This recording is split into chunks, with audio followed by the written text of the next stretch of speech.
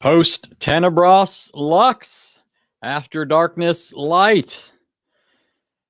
I hope you guys are ready for some weighty material and are ready to do some heavy lifting. I think I outdid myself this time. Of course, that remains to be seen, but I did put a lot into this. In fact, I am often concerned I'm not going to get through all the material, but we're going to give it a shot. For those of you in the chat, remember the rules. If you're a non-Christian, feel free to comment, but without being nasty to others. And if you want to challenge me at the end of the lesson, do yourself at least this favor and make sure you pay attention so that your question is on point. And above all else, no blasphemy, or the moderators will give you what I call the Indiana Jones treatment and show you the door.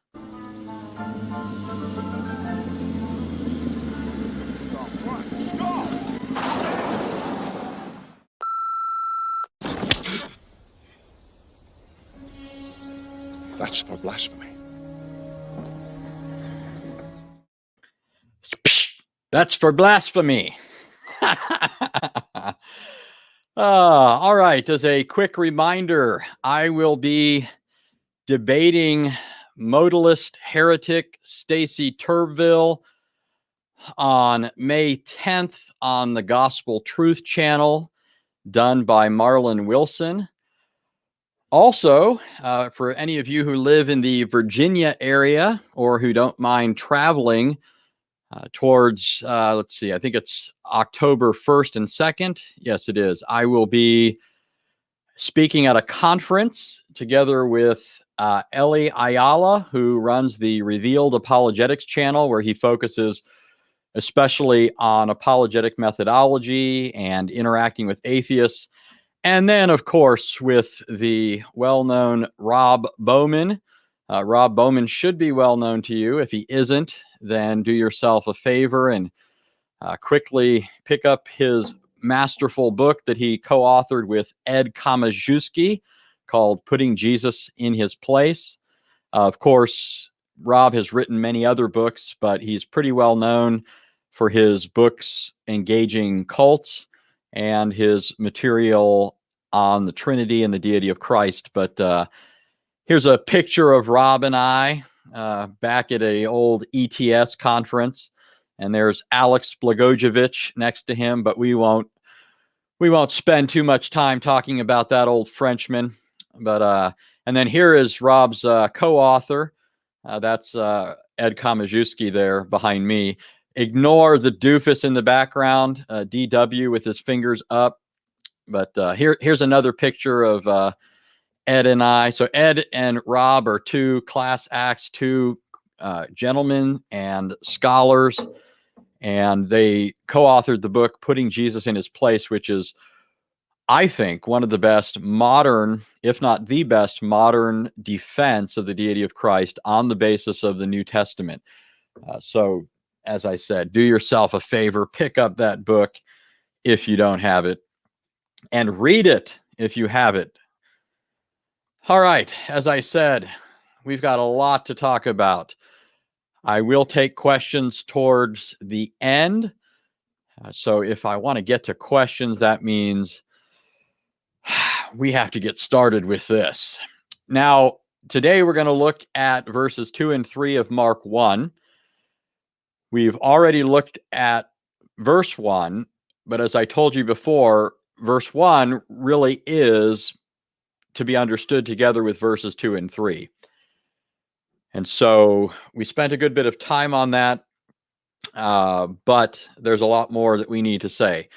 One of the things that I didn't do last time was discuss the textual variant in Mark 1:1. So in Mark 1:1, recall the verse, it says, the beginning of the gospel of Jesus Christ, the Son of God. Arche tu euangeliou Iesu Christou huiou theou. Now, it's been pointed out by some people that there are some manuscripts that do not contain that last phrase, Son of God. But I've argued that that's critical to Mark's thesis. That's critical to Mark's gospel. And so that also means it's critical that this phrase is actually part of the original text. But let me play a little clip for you of Shabir Ali appealing to this textual variant. I believe this was a debate with James White. I've had this clip hanging around for a while. I wanted to do something with it, and now I've got the chance. But here it is. Imam Shabir Ali, if Mark is absent to the real Jesus and the other Gospels expanded upon his view, why does Mark begin his Gospel by referring to Jesus as the Son of God in his very first verse? Because someone put it into the Gospel of Mark. I'm not saying that. Before you laugh too loud, read the New International Version Bible. I have a copy right here. It says the beginning of the Gospel of Jesus Christ, the Son of God, in Mark chapter 1, verse 1. Next to the title Son of God, there's a little footnote that tells you read the bottom of the page. You go to the bottom of the page, and it says the title Son of God does not exist in many of the ancient manuscripts. And you know what happened there? Some of the ancient scribes just simply put it into their copies. That's why some ancient manuscripts don't have it, and some later manuscripts have it. The reason is that later scholars writing, copying the Bible, as they're writing it, they're thinking this is incomplete. It should have been Son of God. And so they write it, the beginning of the Gospel of Jesus Christ. They won't stop there where Mark stopped, but they say also the Son of God. All right. Well, Shabir was all over the place in that quote. And by the way, really quickly, MedComic, thank you for your super chat. I have not seen that, so maybe if I get a chance, I will, and then I'll comment on it. Thank you for the super chat.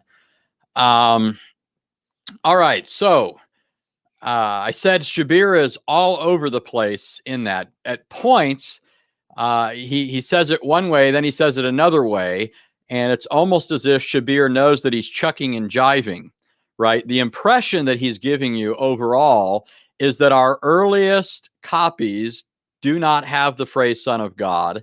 Rather, this has been put into it by later copies. And so on the textual grounds, he's arguing that Son of God is a later addition.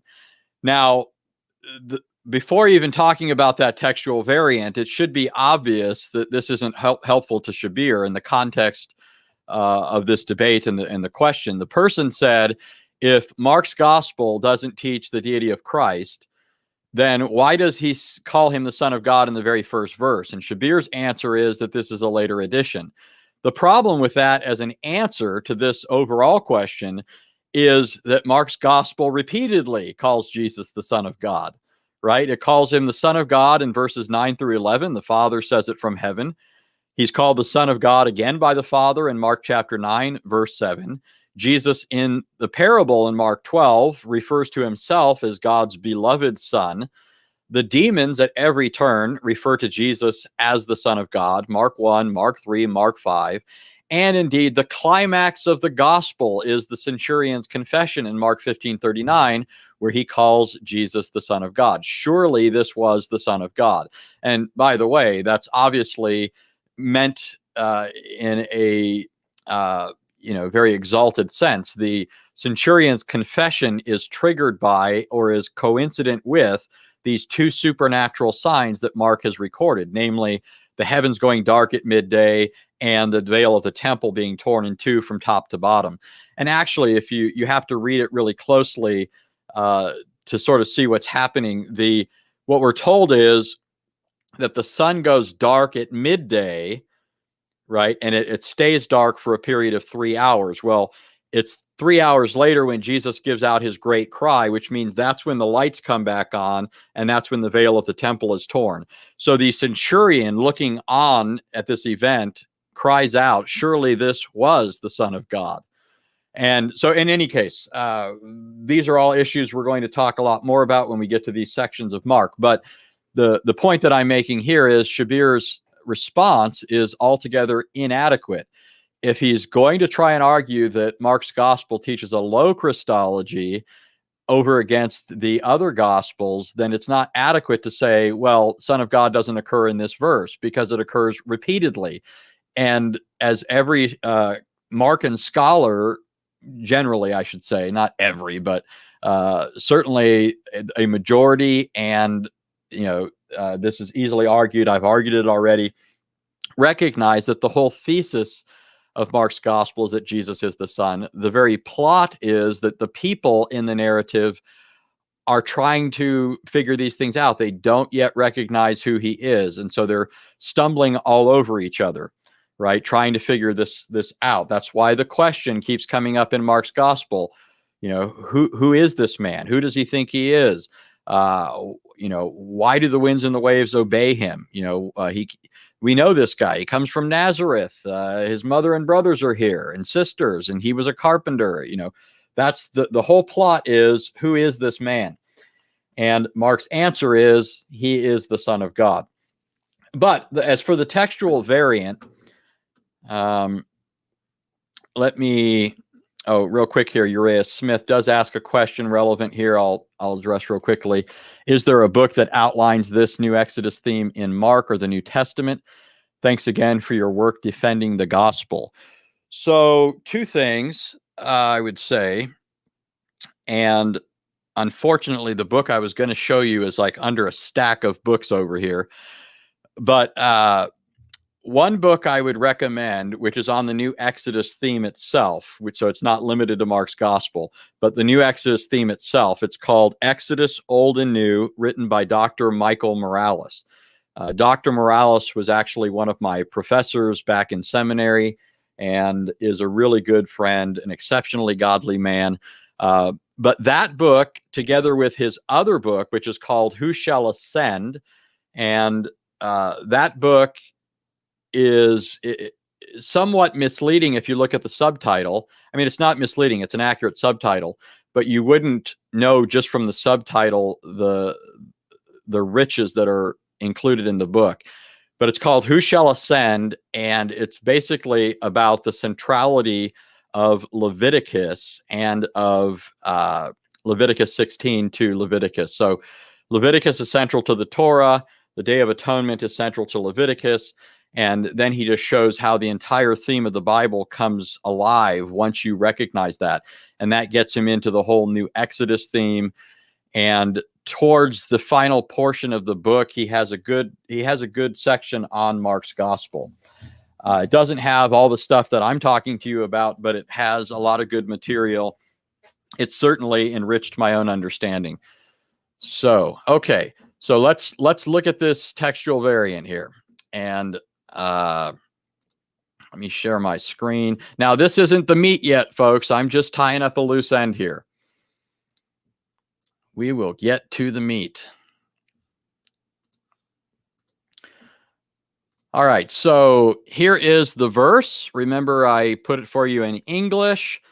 Then you have underneath it the Greek, and then underneath that, the transliteration. So English characters that represent the sound roughly of the Greek.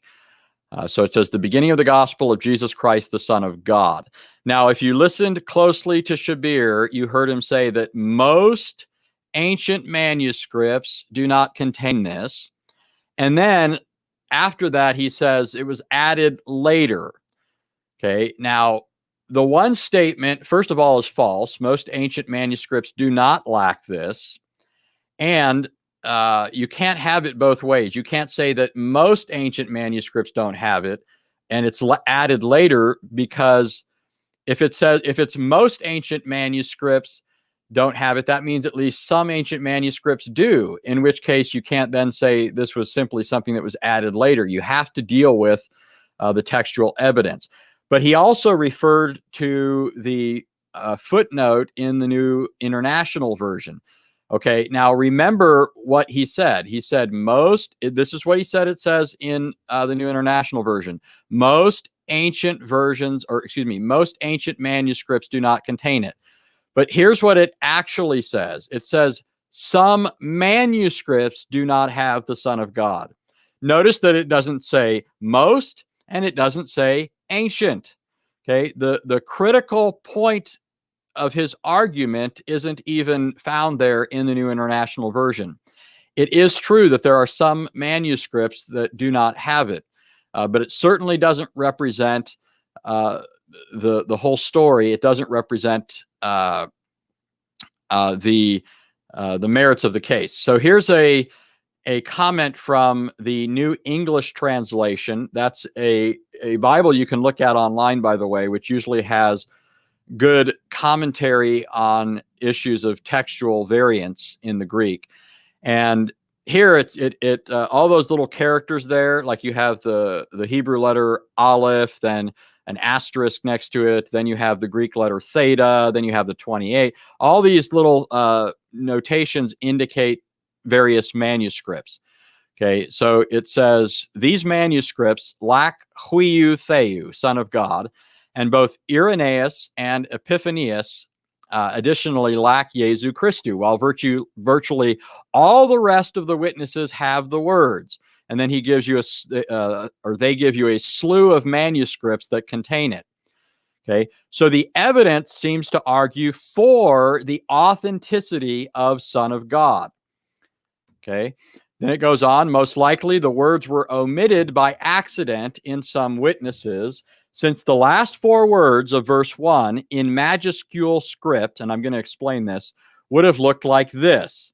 And actually, I couldn't make it look how it would in the Greek on this slide, so I do it in the next one, or in the next several, I do it. But what they're saying here is the way it was written in the Greek would have made it very easy for a scribe to have looked back where he last left off while transcribing it. You know, he's looking at a manuscript, and then he's copying it into another one, and then he's looking back and he's copying it into another one. Given the way it was rendered in the Greek, would have made it very easy when he looked back over to look at the end of the sentence and think that he already had the final part of the sentence, when in fact he forgot to include the phrase Son of God. I'll explain that as I said. It goes on with all the successive upsilons, that's basically the Greek letter U, an accidental deletion is likely. Further, the inclusion of huiou theou here finds its complement in 1539, where the centurion claims that Jesus was Son of God.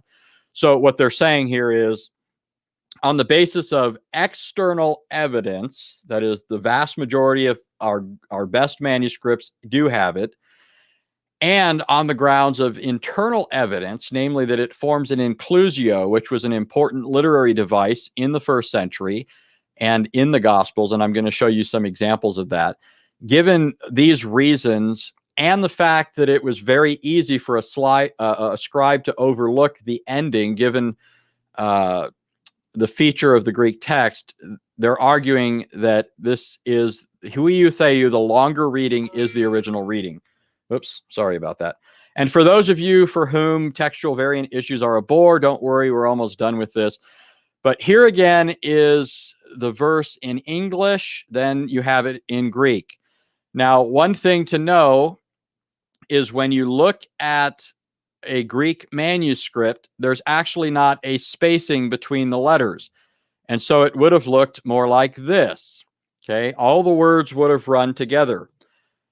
But notice how these words end. They all end with what looks like an O and a U, right? Omicron, upsilon. That's known as a genitive ending. So all of these words, you have a string of 6 words here that all end in the same way, right? All of them end with an omicron upsilon, or an O and a U.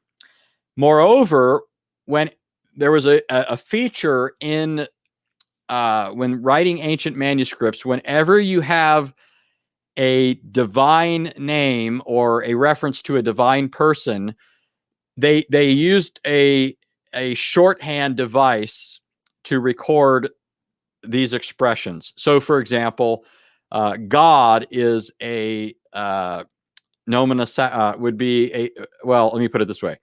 The Holy Spirit is a divine person, and so they had a special way of referring to the Holy Spirit without writing out the whole word.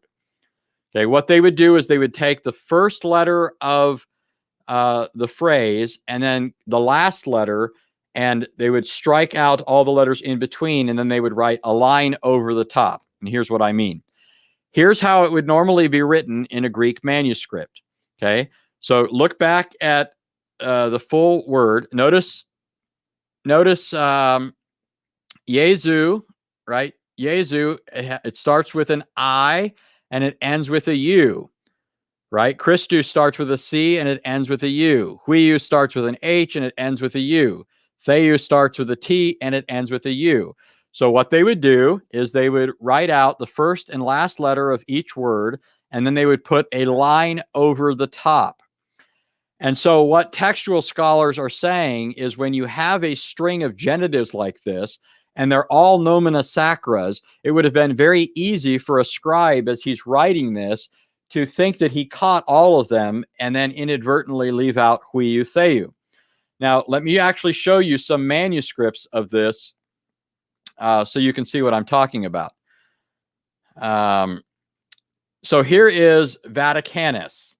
Okay, notice how the words all run together. But notice especially right here. Notice where the arrows are pointing. Those arrows are pointing to nomina sacras. The first one is stands for Jesu, so Jesus. The next one stands for Christou, and then the final one is Theou. Okay, so there you see an example of this is an ancient manuscript, by the way, and notice that it has huiou theou. And I realize, not all of you can read that. But this is Vaticanus, an ancient manuscript, and it says, Jesus Christ, the Son of God. Here's another ancient manuscript. This is Alexandrinus. Again, notice that all the words run together, but notice the nomina sacras. The nomina sacras, notice there's a string of 4 nomina sacras. Jesu, Christou, huiou, theou. And actually in Alexandrinus it says tu theou, so it has the article, but that's immaterial to the meaning here. But so in all these cases, in Vaticanus and Alexandrinus, which are ancient manuscripts, we have the phrase Son of God. The most important early witness that lacks this is Sinaiticus. Okay, but notice this. Here's Sinaiticus. Okay, notice the nomina sacras. Okay, you have 2 nomina sacras here in the main body of the text. It has Jesu Christou, and it lacks in the main body huiou theou. But notice, and I realize I can't really point to this, so you can't really see what I'm talking about. Notice that there is a series of letters written in between. What that represents is a scribe looking back at the manuscript, realizing that huiou theou was left out. Okay, so this is where you have an example of a textual variant where it doesn't have Son of God, but the manuscript was corrected at this point. Okay, so even here where you technically have a variant, it even includes the phrase Son of God as done by a corrector, recognizing that it was a mistake. So this is why scholars argue that the phrase is original. Okay, so I'm just going to quote a few more for you before we get to the meat. So actually, I'll finish with, this is going back to the Net Bible. It says, even though Sinaiticus, that's what Aleph represents, even though Sinaiticus is in general one of the best New Testament manuscripts, the scribe of this codex were often quite sloppy. When an accidental omission is possible, its voice is significantly diminished. Sinaiticus's testimony thus is not quite as preeminent in this situation. There are several other instances in which it breaks up chains of genitives ending in "u" or omicron upsilon. So it's saying this was a common failure on the part of this scribe. He often seems to have overlooked genitive endings. It goes on, it says, showing that there is a significantly higher possibility of accidental scribal omission in a case like this. This Christological inclusio parallels both Matthew, who has at the beginning of his gospel Jesus being called Emmanuel, God with us, and then at the end of the gospel, Jesus saying, I am with you always, right? Matthew 28:20. And then the inclusio in John's gospel, where he says the word was God. And then at the climax of the gospel, Thomas confessing Jesus as my Lord and my God. It says, probably reflecting nascent Christological development and articulation. So in effect, what the Net Bible is saying is the best witness against the Son of God reading is actually not all that great of a witness in this particular case, because this scribe is known to have routinely dropped off genitive endings of certain words. So it's a well-known fact among scholars that that particular scribe wasn't the best of the bunch. But he's also pointing out that on the basis of internal grounds, you have an inclusio where Jesus is being called Son of God at the beginning and end of the gospel, just like you find in Matthew's gospel, just like you find in John's gospel. Now, here's Tommy Wasserman, a exceptional textual critic. He says, my assessment of the manuscript evidence favors the long reading, that is, Son of God, attested by a broad range of witnesses, which will be closely related to the Ausgangstext in the whole Gospel of Mark. That's just fancy German for saying the basically the authoritative text, the what we believe the text accurately to represent. So he's saying the manuscripts attest, and by the way, I didn't show you all the manuscripts. There are so many manuscripts attesting this reading that I didn't give them. Here is Peter Head, and by the way, okay, this is the last quote on this. Peter Head is actually one scholar, along with Bart Ehrman, who tries to argue against the Son of God reading. But listen to what Peter Head says. He says, there's been a trend towards the longer text in recent years.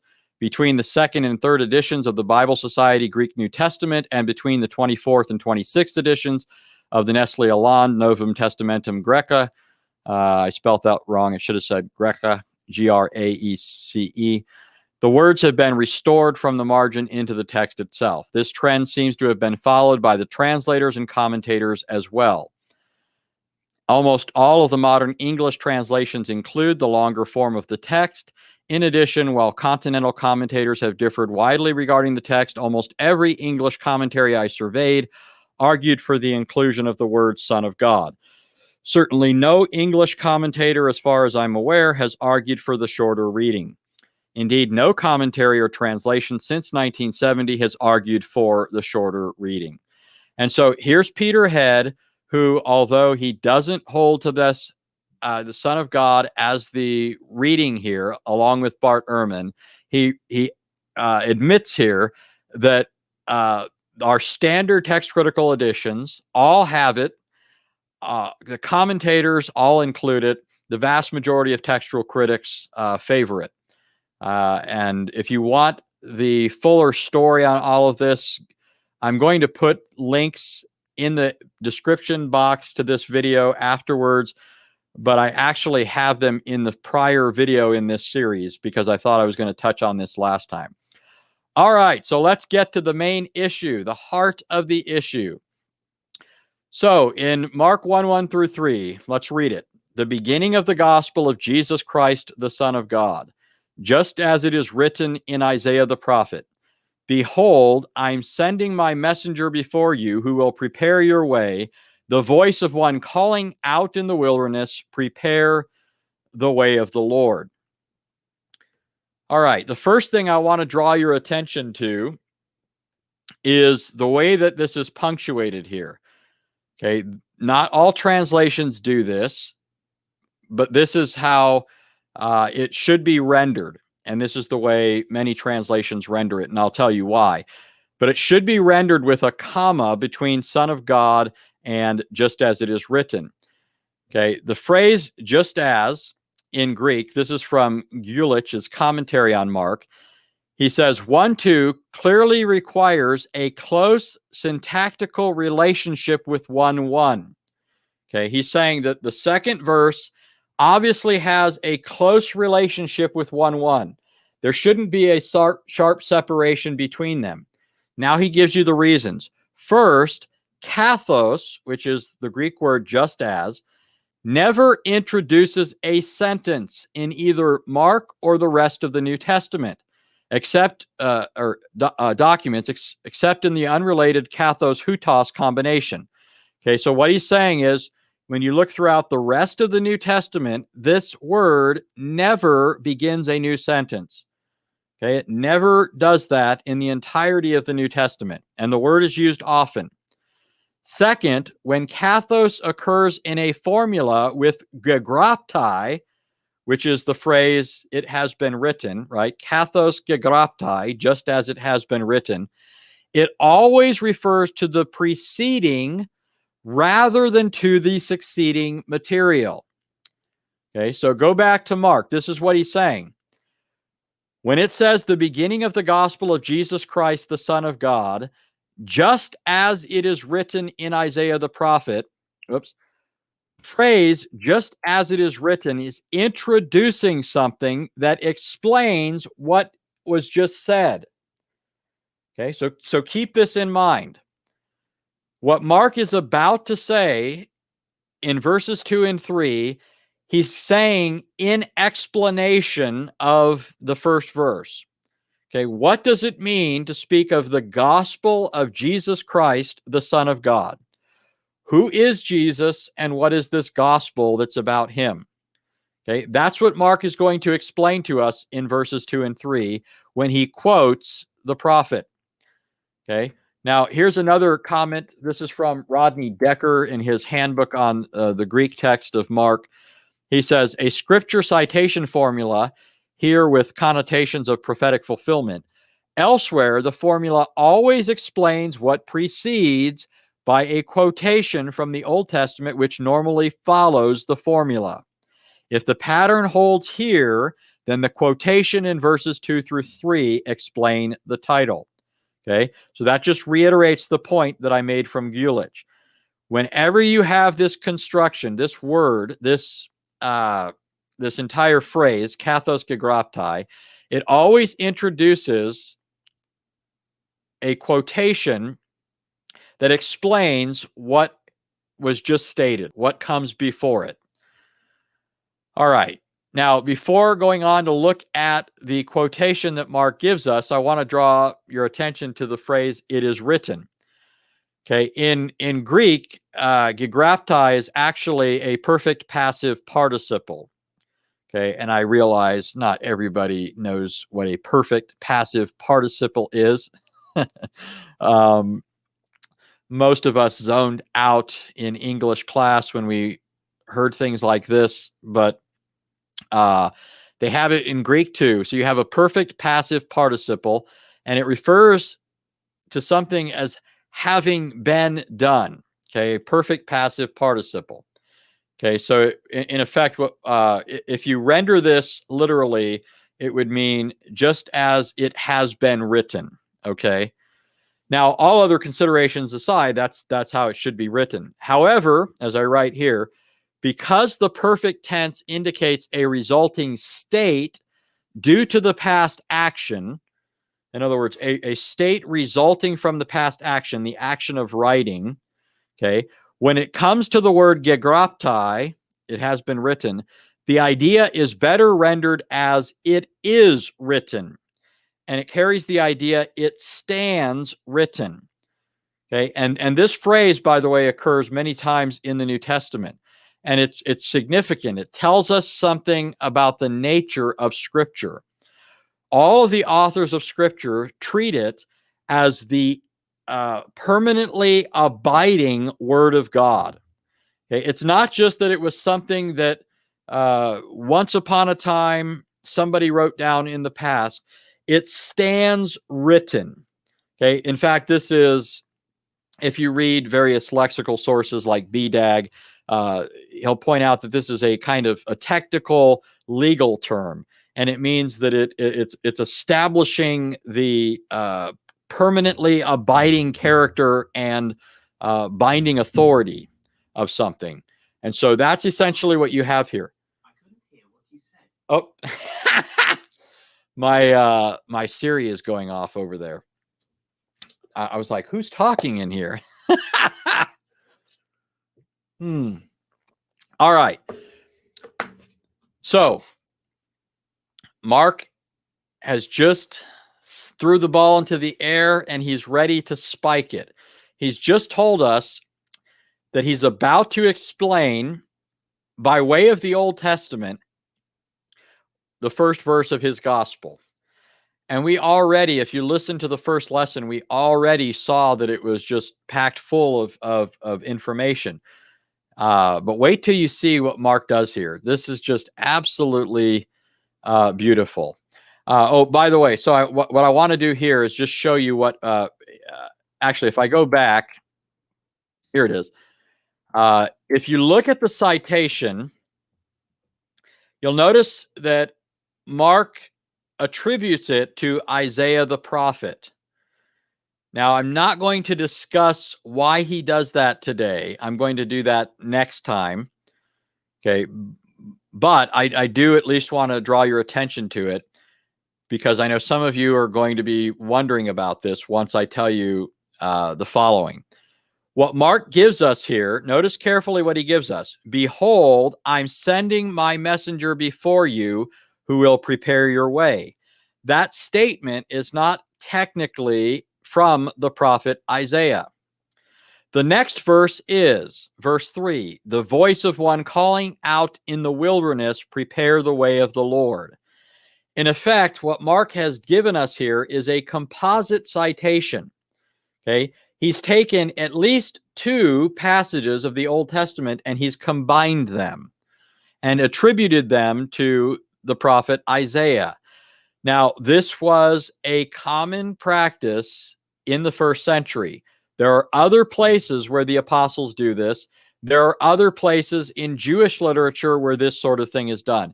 I'm going to explain all of that next time. Okay. Right now, there's just something special that I want to focus on. But first, let me show you. I said there's two, but maybe three passages. Really, there's three that Mark is drawing on when he makes this composite citation. But what Mark does here is masterful. So first of all, notice this statement in Exodus 23. In Exodus 23, God tells Moses, behold, I'm going to send my messenger before you, meaning you, the Israelites, to guard you along the way and to bring you into the place which I have prepared. Okay. So God is telling Israel through Moses that he's going to send his messenger before them, and he's going to prepare the way. Notice the word prepare, right? Notice how these terms are all very similar to what we read in Mark. Okay, not just Malachi and Isaiah. It's all very similar. Behold, I'm going to send my messenger before you to guard you along the way and to bring you into the place which I have prepared. Now, you should at this point be asking, who is this messenger? He's obviously distinguished in some sense from the Lord, because the Lord refers to him using the possessive. He is my messenger. At the same time, he's not Moses or the Israelites, because God is telling Moses and the Israelites that this messenger is going to prepare the way before them. But then God goes on to say, be on your guard before him and obey his voice. That's a technical phrase, by the way, in this section of Exodus. It's a technical phrase that elsewhere is used to refer to the absolute obedience that Israel owes to God. They are to listen to his voice, not others. right? They are to listen to him. And then he goes on. So they're to guard themselves before him and listen to his voice, just like they listen to God. Do not be rebellious toward him, for, this is the explanation, he will not pardon your transgression, since my name is in him. So even though this person is personally distinguished from the Lord, this person is to be obeyed. He's to be rendered absolute obedience. And he has the prerogative to withhold forgiveness and execute divine vengeance on Israel precisely because he bears the name of God. Okay, then it goes on in verse 22, if you truly obey his voice and do all that I say, then I'll be an enemy to your enemies and an adversary to your adversaries. For my messenger will go before you and bring you into the land of the Amorites, the Hittites, the Perizzites, the Canaanites, the Hivites, and the Jebusites, and I will completely destroy them. Okay, so this is one of those verses that is in the mix when it comes to Mark's composite citation. Another is Malachi 3:1. Now, what many scholars recognize, and again, I'm going to deal with some of this more next time. I'm just setting you up for what I really want to talk about today. What many scholars recognize is that Malachi, long before Mark comes on the scene, actually picks up that language of the Exodus, and then he refashions it, if you will, and uses it to predict a future Exodus, a future event when God is going to accomplish what Israel so desperately needs, redemption, right? But notice what it says here, and this is marvelous. It says, behold, I'm going to send my messenger, and he'll clear the way before me. And the Lord, Ha-Adon in Hebrew, that's a divine title. It only refers to God. The Lord whom you seek will suddenly come to his temple. And I actually wrote this wrong. It should say, even the messenger of the covenant in whom you delight, behold, he is coming, says the Lord of hosts. So catch what Malachi is doing here. He's referred here to two messengers, right? One messenger is going to go before the other, okay? The one who's going before in this case is not the Lord. Rather, the messenger in this case is going before the Lord, right? I hope everybody's following along here. Back at the time of the Exodus, it was the angel of the Lord, the divine theophanic angel, that divine person who bears his name, went before Israel. So the messenger, the divine messenger, went before Israel. Now what Malachi is saying is that these roles are being reversed. Now there's going to be a messenger that goes before the Lord. And he goes on to refer to the Lord who's coming, whose way is being prepared by a messenger. He goes on to refer to him as the messenger of the covenant. Okay, it uses the same Hebrew phrase here, melach, right? My angel, my messenger in Exodus 23:1 is Malachi, and it's the same word here, my messenger and the messenger of the covenant. So I'm hoping everybody is following along here. I'm going to take a break because it's critical that you see what I'm telling you.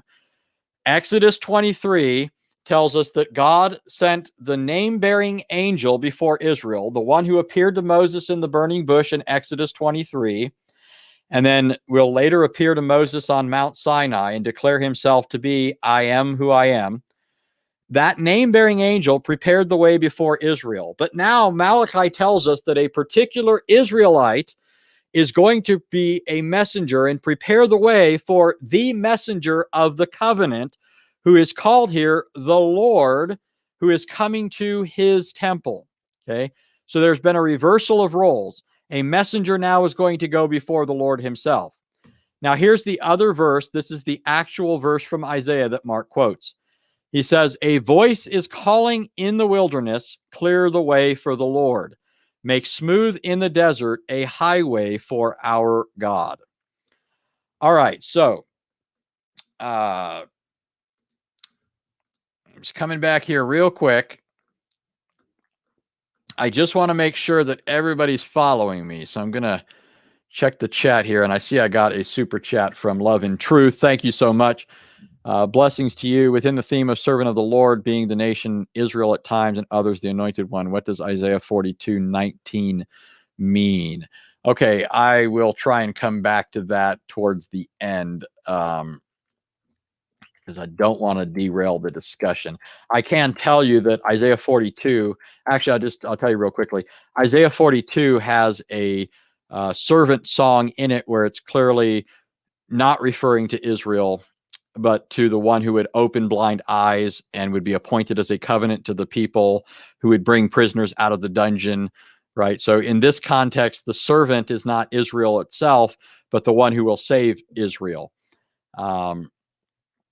And then in Isaiah 42:19, it's also the servant.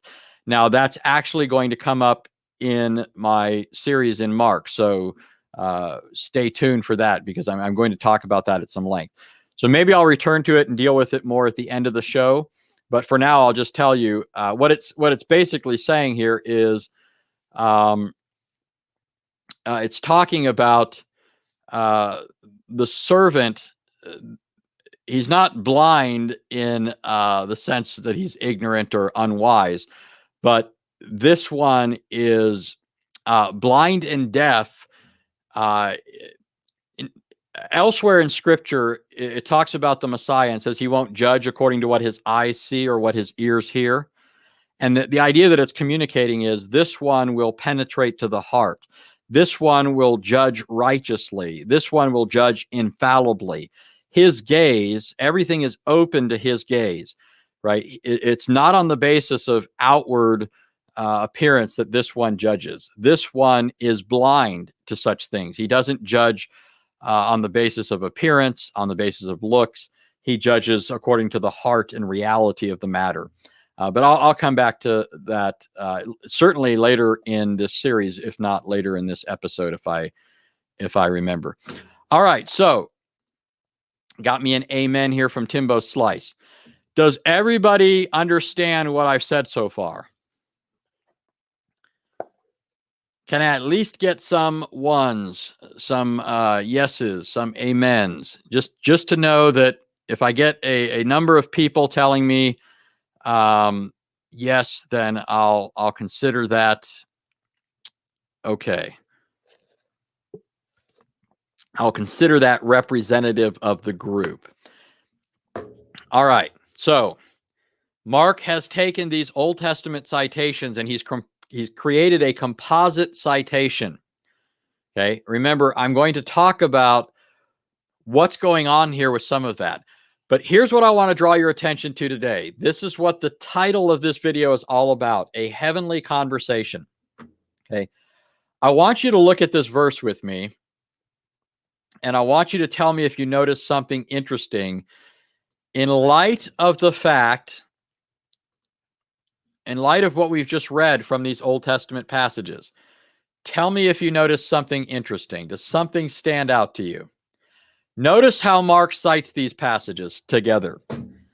He says, "Behold, I am sending my messenger before you, who will prepare your way, the voice of one calling out in the wilderness, prepare the way of the Lord." What is it that stands out to you here? Now, I realize I kind of gave it away a little bit, but what is it that stands out about this quotation from Mark? This is something that's so easy to miss, but it is incredibly profound.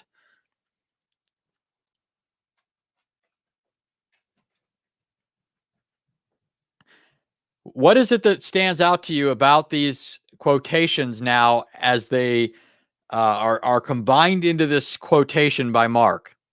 Okay, Mark has taken these Old Testament passages and now he's put them in such a way that something should stand out here. Yeah, okay, so I see Calakid. I don't know how I say your nickname there. I'm just going to call you Calic. Calic Higgin, maybe. All right. That's right. Who is talking to who? All right.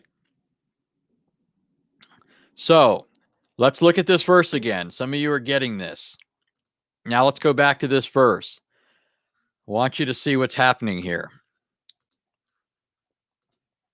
Notice the quotation again. Behold, I am sending my messenger before you, who will prepare your way.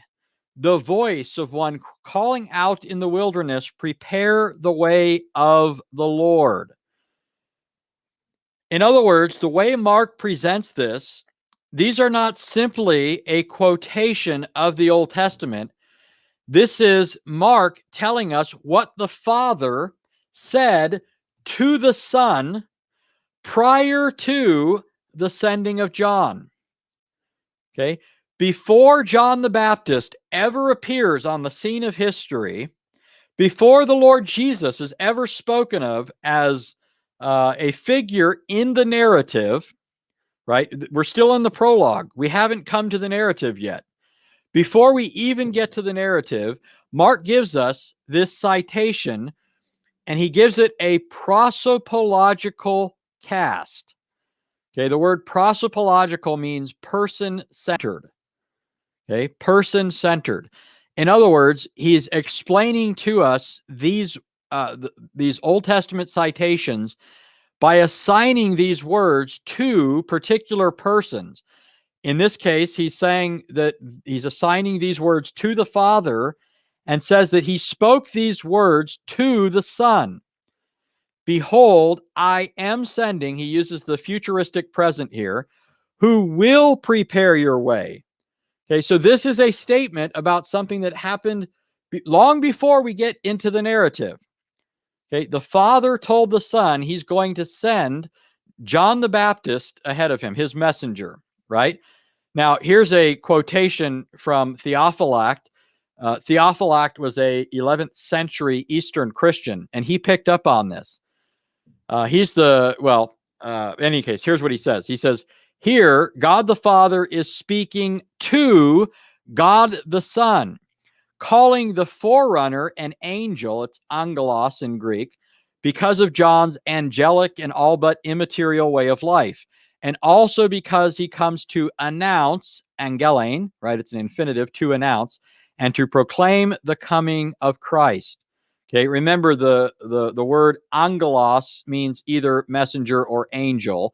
It's not a word that tells you what kind of being is in view, right? Here it's talking about John the Baptist. He is the angel, the messenger that was going to be sent ahead of the Son.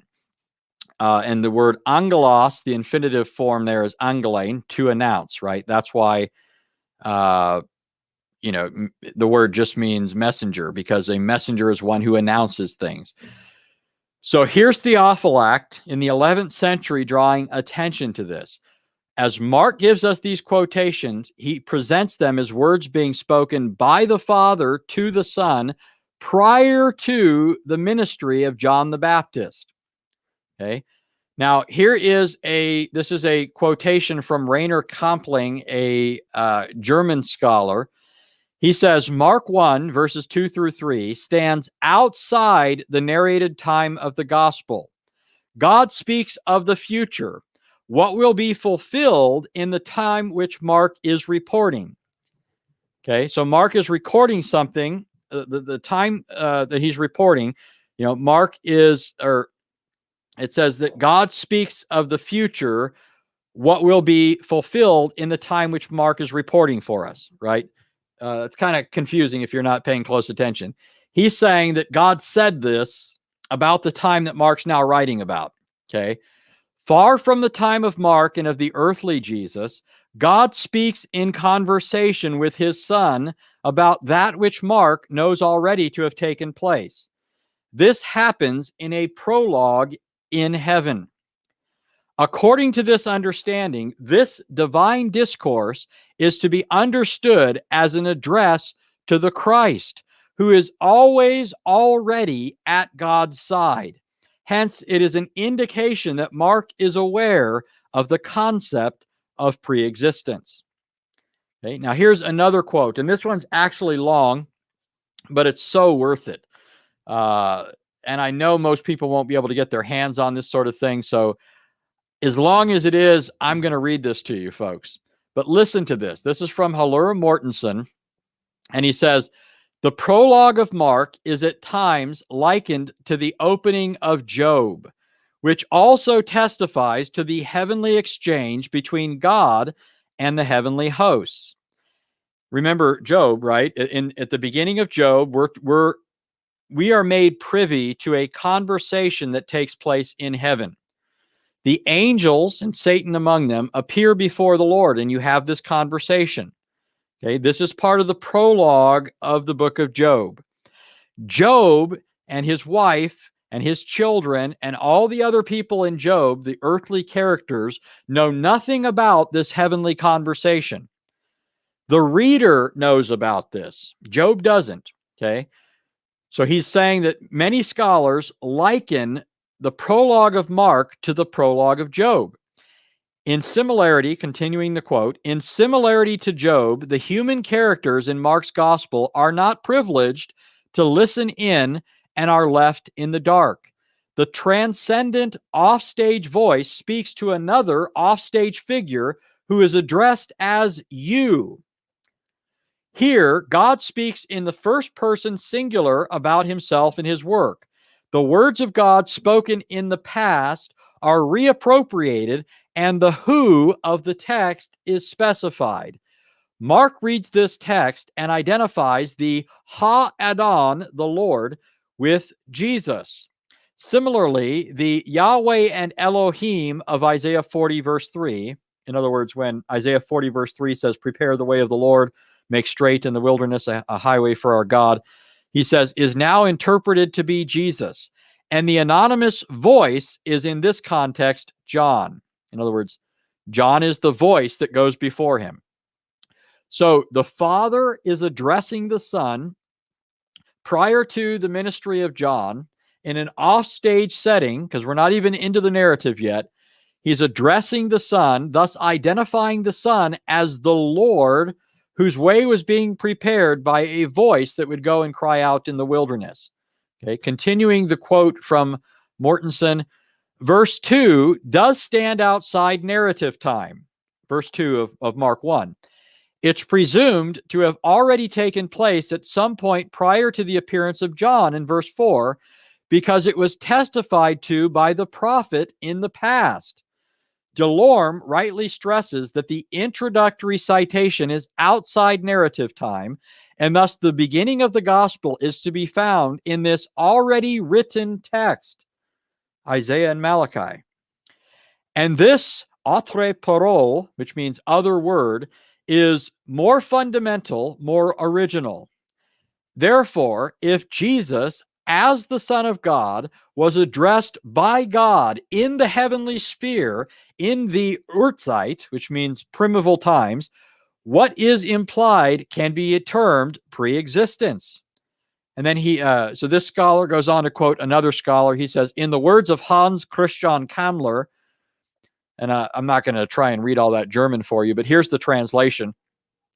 The evangelist understands this verse in that the prophet Isaiah hears a word which the Father, before the time recorded in the gospel, meaning the narrative, addressed to his Son in the heavenly world, and with which he has already made known to him before his mission what then became reality with the historical appearance of John the Baptist.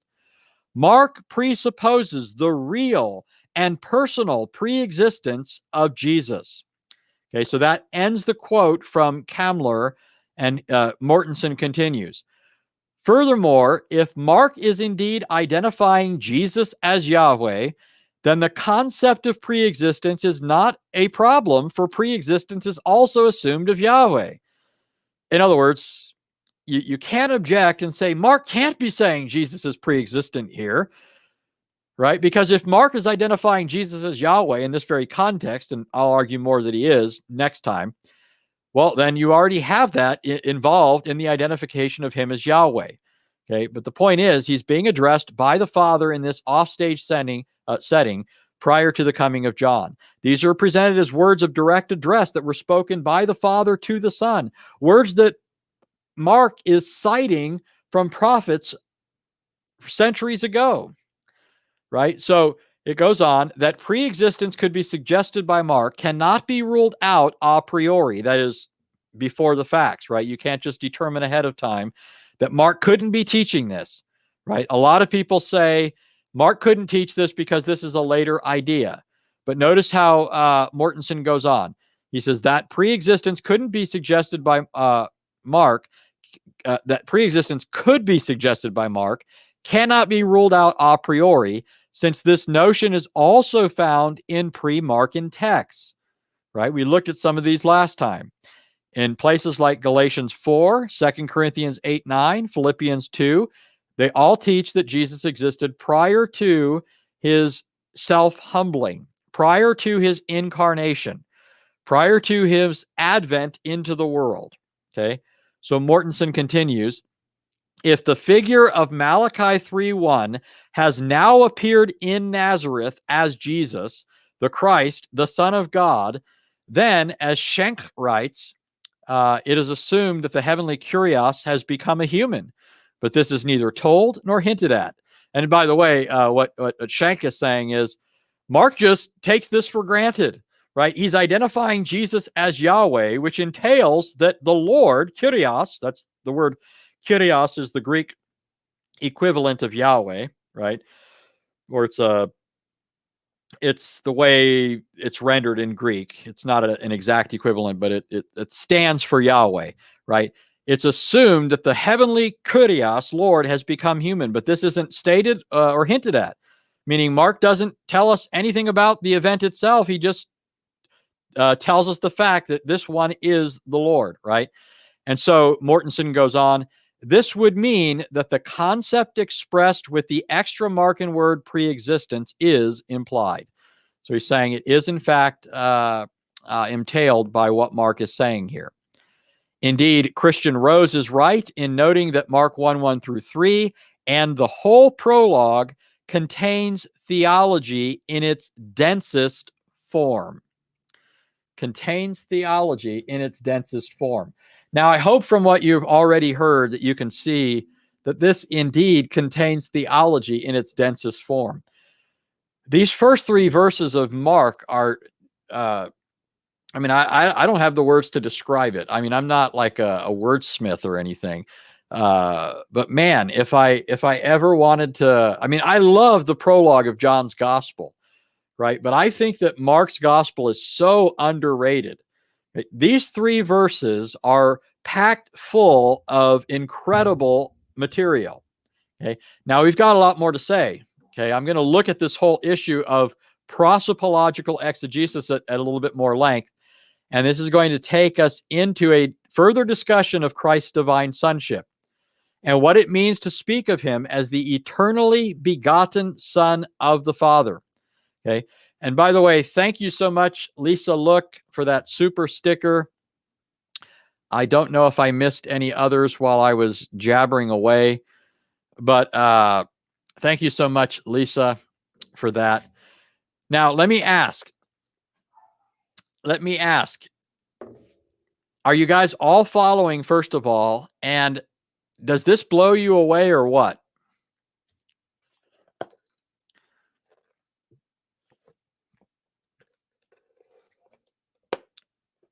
Kyrie, I hope you saw that I quoted Theophylact earlier. The blessed Theophylact.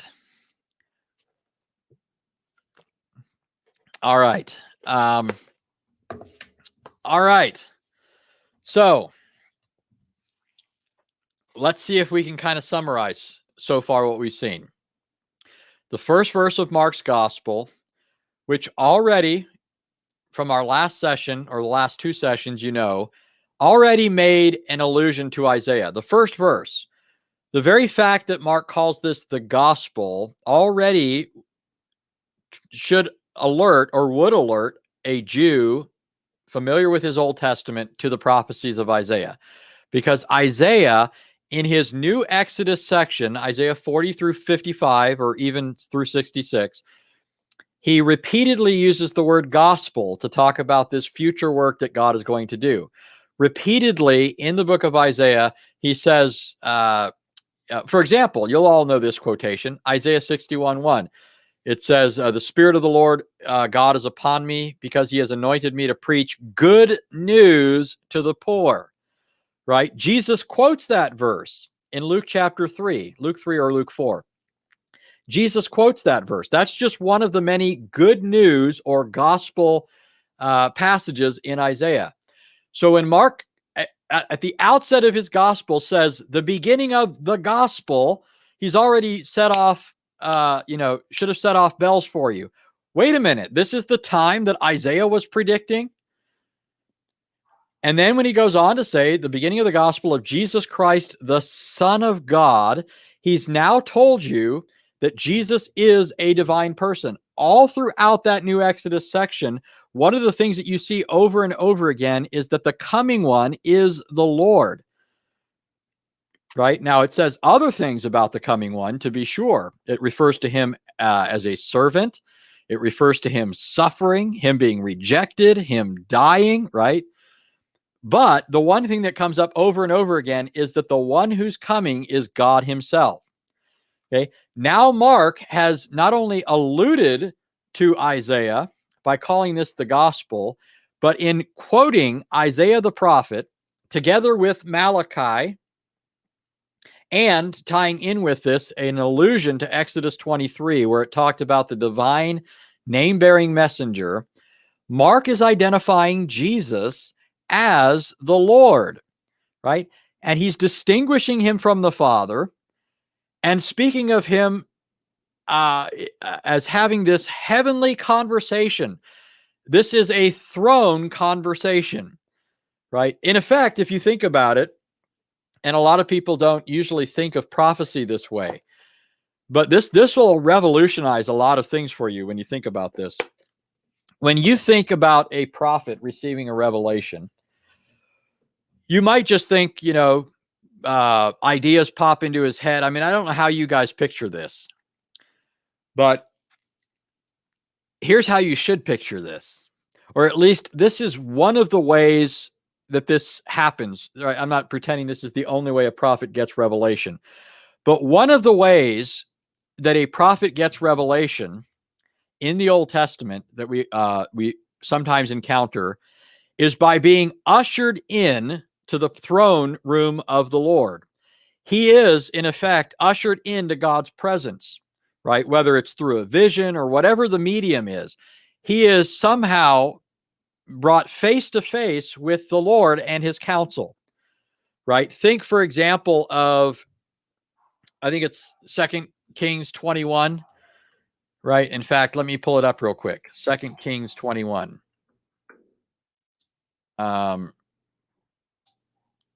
Did I get it wrong? Did I mean somebody else might know what I'm thinking of here? Hold on one second. I got it. It'll only take me a second. Here. Oh man, I blew it. Hold on. Oh, this is what I wanted to do. Sorry. Why is it doing that? Huh. Sorry, folks. I'm trying to pull up the passage for you, and it doesn't like what I'm doing. It doesn't like me. All right. Well, in any case, what I'm okay. Oh, that's why it's 1 Kings 22. Thank you, Thought Decoder. 1 Kings 22. Look what happens in 1 Kings 22. I knew I was in the right vicinity. So I'm going to share my screen so you can see this.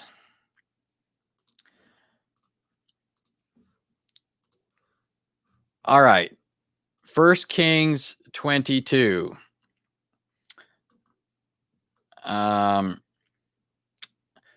So this is talking about the prophet Micaiah. It says, then the messenger who went to summon Micaiah spoke to him, saying, behold, now the words of the prophets are uniformly favorable to the king. Please let your word be like the word of one of them and speak favorably. So in context, what's going on is you've got a bunch of false prophets who are telling the kings what he wants to hear. Okay.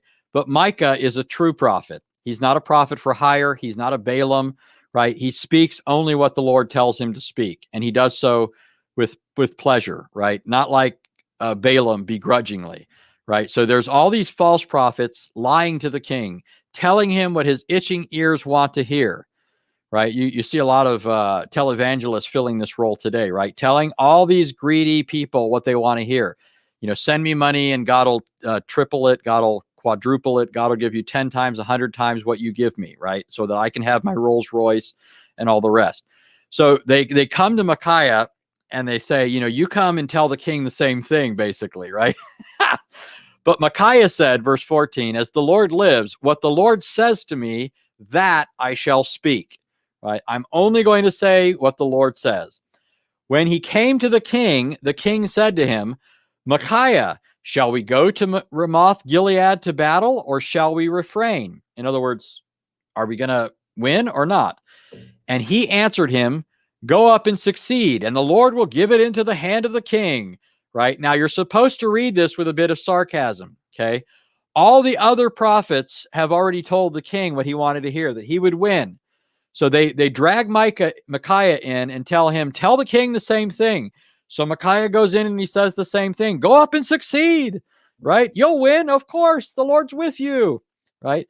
But then notice, the king knows he's being sarcastic. Verse 16, then the king said to him, how many times must I adjure you to speak to me nothing but the truth in the name of the Lord?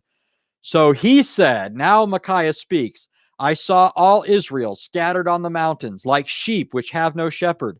And the Lord said, these have no master. Let each of them return to his house in peace. Then the king of Israel said to Jehoshaphat, did I not tell you that he would not prophesy good concerning me, but evil? Micaiah, here's the critical part. Micaiah said, therefore, hear the word of the Lord. I saw the Lord sitting on his throne and all the hosts of heaven standing by him on his right and on his left. The Lord said, who will entice Ahab to go up and fall at Ramoth Gilead? And one said this, while another said that. Then a spirit came forward and stood before the Lord and said, I will entice him. The Lord said to him, how? And he said, I'll go out and be a deceiving spirit in the mouth of all his prophets. Then he said, you are to entice him and also prevail. Go and do so. Now, so here's the point of all of this. The picture that you're getting here is that a prophet is somebody who is granted access to the Lord's throne room. Okay, a prophet is somebody who is admitted into God's council, right? The heavenly council, the court, where God is seated on his throne, where the angels are crying out, holy, holy, holy, right? This context, a prophet is being ushered into, and he's hearing words that are being spoken by God, okay? And so what you see Mark doing, and this is just, I'm going to give you a bunch of examples of this, okay? Mark recognizes that the backdrop of a lot of Old Testament prophecies are actually conversations that took place that a prophet overheard. Okay, so what I'm getting at and what you're going to see is there are some occasions in the Old Testament where you'll see a prophecy and it's worded in such a way that it's one person speaking to another person. There are other occasions where it's not so much presented as a conversation, but when the New Testament writer picks up on it, he gives it to you in a conversational form. Okay, what he's doing is giving it a prosopological interpretation. he recognizes that the original form in which these prophecies would have been heard by the prophet would have been in terms of these heavenly conversations that the prophet was overhearing. Okay, that's the upshot of this. Now let me show this to you elsewhere in the Bible. I want to show you how this sort of thing happens over and over again. All right, it's 10:15. So quit slacking, people. It's not that it's slow, it's that you guys aren't listening fast enough. All right. First of all, I want to show you that there's another person who does this. Somebody that Mark would have gotten his cue from, if nobody else. This is Matthew 11. And this is, the context is Jesus is talking about John. It says, as these men were going away, Jesus began to speak to the crowds about John. What did you go out into the wilderness to see? A reed shaken by the wind? But what did you go out to see? A man dressed in soft clothing? Those who wear soft clothing are in kings' palaces. But what did you go out to see? A prophet? Yes, I tell you, and one who is more than a prophet. This is the one, notice this is Jesus talking. This is the one about whom it is written, behold, I send my messenger ahead of you who will prepare your way before you. Notice that Jesus gives these words a prosopological interpretation. Jesus tells us that these words were words spoken by the Father to himself regarding John the Baptist, right? John was going to prepare the way before him, Jesus. This was said to the Lord Jesus. Okay, so here you have an example of Jesus doing that with this very passage. But there's more. Okay. First, I want you to look at Hebrews 1, 5 through 6 with me.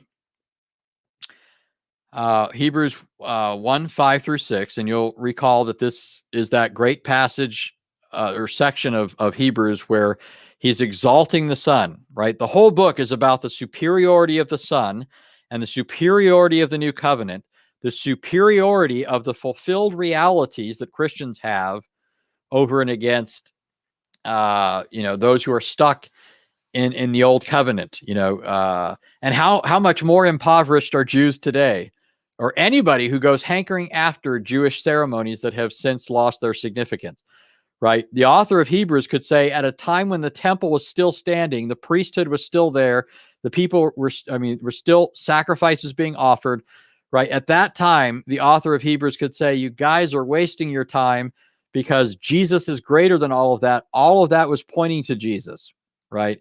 But now it's even worse because the temple's been destroyed. And so you've got these people who are scrambling, trying to be Old Covenant Jews without that which was central to Old Covenant Judaism. In any case, the author of Hebrews is arguing for the superiority of the Son over all who came before him. He's already said that the Son is the one through whom God made the worlds. He is the one who upholds all things by the word of his power. He is the very radiance, the effulgence of God's glory, right? The author of Hebrews has already told us that in the first 4 verses. Then he goes on to say, for to which of the angels did he ever say, you are my son, today I have begotten you, okay? Remember this, okay? Because I'm going to go look at Psalm 2 in a moment. But remember, the author of Hebrews quotes Psalm 2. The statement of God the Father to the Son, you are my son, today I have begotten you. And here's what I want you to think about at this point. First of all, notice this is one person speaking to another, okay? The question I want you to ask yourself is, what is the today that is being referred to here? When the Father says to the Son, you're my son, today I've begotten you, today when? Right? Today when? What day is that? We're going to come back to that. But just for now, note today and note that the Father says this to the Son. Then he goes on to quote another passage. I will be a father to him, and he shall be a son to me. That's 2 Samuel 7. And again, when he brings the firstborn into the world, he says, and let all the angels of God worship him. Now, here I want you to notice in verse 6, in the Greek, it's very pungent. I mean, it packs a big punch here. But what this is saying is, when he was bringing the Son into the world, he was saying. So in other words, the Father is saying this when the Son is coming into the world. Okay? It presupposes the Son's existence prior to his being in the world. Okay? So verse 6 says that the Father was saying this as the Son was coming into the world. Okay? These two things were coincident. The Father saying this, the Son coming into the world. God is commanding the angels to direct their worship to this person who's entering into the world. Right? Now notice verses 8 through 10. But of the Son, he says, now notice this is a prosopological text. In the Old Testament, it just says, your throne, O God, but the author of Hebrews says that the Father was saying this about the Son, right? He says, of the Son, he, meaning the Father, says, your throne, O God, is forever and ever, and the righteous scepter is the scepter of his kingdom. You have loved righteousness and hated lawlessness. Therefore, God, your God, has anointed you with the oil of gladness above your companions. And of the Son, he says, it's a continuation. The Father says this as well about the Son. You, Lord, in the beginning laid the foundation of the earth, and the heavens are the work of your hands. This last quotation is a citation of Psalm 102. I want you to note this carefully. Look at Psalm 102. In Psalm 102, it says, of old, you founded the earth, and the heavens are the work of your hands. But notice how the author of Hebrews cites this.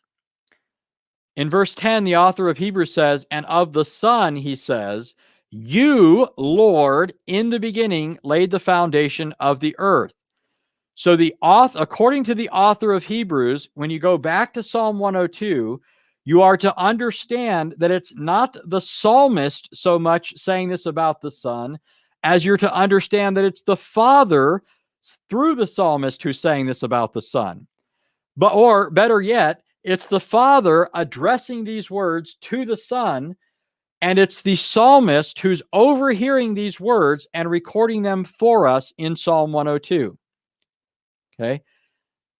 Again, I hope you're tracking with me here.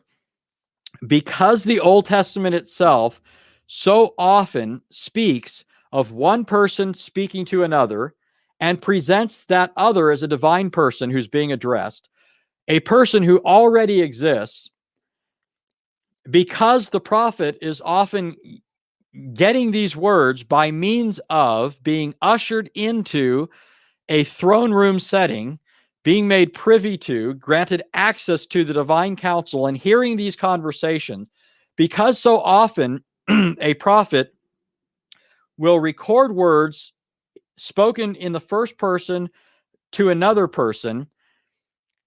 What the authors of the New Testament are doing is they're recognizing that this is also the backdrop, the original backdrop for many other statements of the Old Testament. Right? This is how the prophets would have originally heard many of the things that they're recording. Okay, so the author of Hebrews then assigns the words of Psalm 102 to the Father and says he was saying this about the Son. Okay? Now look at this one. This is one of my favorites. This comes from Hebrews 10. Listen to what it says. For it is impossible for the blood of bulls and goats to take away sins. Therefore, when he comes into the world, he says, sacrifice and offering you have not desired, but a body you have prepared for me. In whole burnt offerings and sacrifices for sins you have taken no pleasure. Then I said, behold, I have come. In the scroll of the book it is written of me to do your will, O God. Notice what it says here. Therefore, when he comes into the world, he says. Now, I'm not going to get technical on the Greek here, but once again, this language, what this means is Well, so first of all, the Son is about to, the author of Hebrews is assigning the words of Psalm 40 to Jesus. Okay, he's assigning these words to Jesus. But the grammar here indicates that the Son was saying this when he was coming into the world. Okay, when coming into the world, he is saying, that's if you want to put it literally from the Greek, when coming into the world, he was saying, sacrifice and offering you have not desired, but a body you have prepared for me. In other words, this again entails that the Son pre-existed, and he's speaking these words before he becomes incarnate. He's saying this as he's entering into the world. He's speaking to the Father, saying, sacrifice and offering you have not desired, but a body you have prepared for me. This again is prosopological exegesis. The author of Hebrews, just like Mark's gospel, just like Matthew's gospel, Matthew 11, the author of Hebrews is giving these words a prosopological interpretation. He's saying that these words were spoken by the Son to the Father, and they're recording for us what the Son was saying as he was entering into the world. Okay? Now we're going to get into some more good stuff. This is the big stuff. I can't wait for you to see this. But I do want to come back just to make sure that everybody's still following along. First, let me see. I see a couple of super chats here. Thank you so much, Alex. Shalom to you as well. And thank you, Debbie. You didn't catch me that time, Debbie. Oh, maybe you didn't want me to put it on screen. But at the very least, you didn't want me to say what it says. All right, so are you guys following me? Everyone following me? All right, brief summary. In the Old Testament, you have many examples of conversations between persons, one person speaking to another. This reflects the fact that the prophet himself is overhearing these words being spoken because he has been ushered into the divine presence. Second, because of this, the authors of the New Testament on certain occasions will look at other passages that you might not otherwise think of in this way, and they'll give them a prosopological interpretation. They will tell you that these words that you're reading in this psalm or in this prophet were words that were originally spoken by the Father to the Son, or from the Son to the Father. Okay? Now I want to look with you at two psalms. Okay? And this is going to help explain further the meaning of the phrase begotten. What do we mean when we say that Jesus is the begotten of the Father? The only begotten, right? Monogenes. He is the monogenes huios, the only begotten Son. You get all sorts of cultists misusing this word. Nothing new. This goes back to the 4th century at the least, right? You had heretics like Arius, who said the Son was created, right? But what did the Orthodox Fathers say? They said, no, he was not. He was begotten, not created, right? Begotten and only begotten. He's the only one who was begotten of the Father in this divine sense, right? That was the Orthodox response. Today, you not only get contemporary Arians like Jehovah's Witnesses arguing that position, you also get people arguing another ancient heresy, which is similar to adoptionism. You still have adoptionists running around. Adoptionists are those who argue that Jesus became the Son at his baptism. Okay, I've already refuted that in the first episode of the Mark 1:1 series, or in the second one at least. the one right before this. But the more common way that heretics do it today is to say that the begetting of the Son either refers to Jesus' human conception and birth exclusively, meaning there is no eternal begetting, right? The Son is not the eternally begotten of the Father. Rather, this begetting refers to something that took place in time. Whether you're talking about the time that Arius had in view, right, just a long time ago, or you're talking about his conception in the womb of Mary, right? All heretics want to say that the begetting of the Son is something that took place in time. Okay?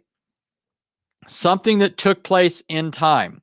The Orthodox fathers to a man all responded to this saying, no, he was begotten, not created, and eternally begotten. Okay? Now let me look at the Psalms with you because I want you to see what Rickety asked me a rickety question. Do you honestly believe the Bible's inerrant? Do you honestly want me to think that this is your first time in here, Rickety? This can't be your first show. I'm pretty sure I've seen your name before.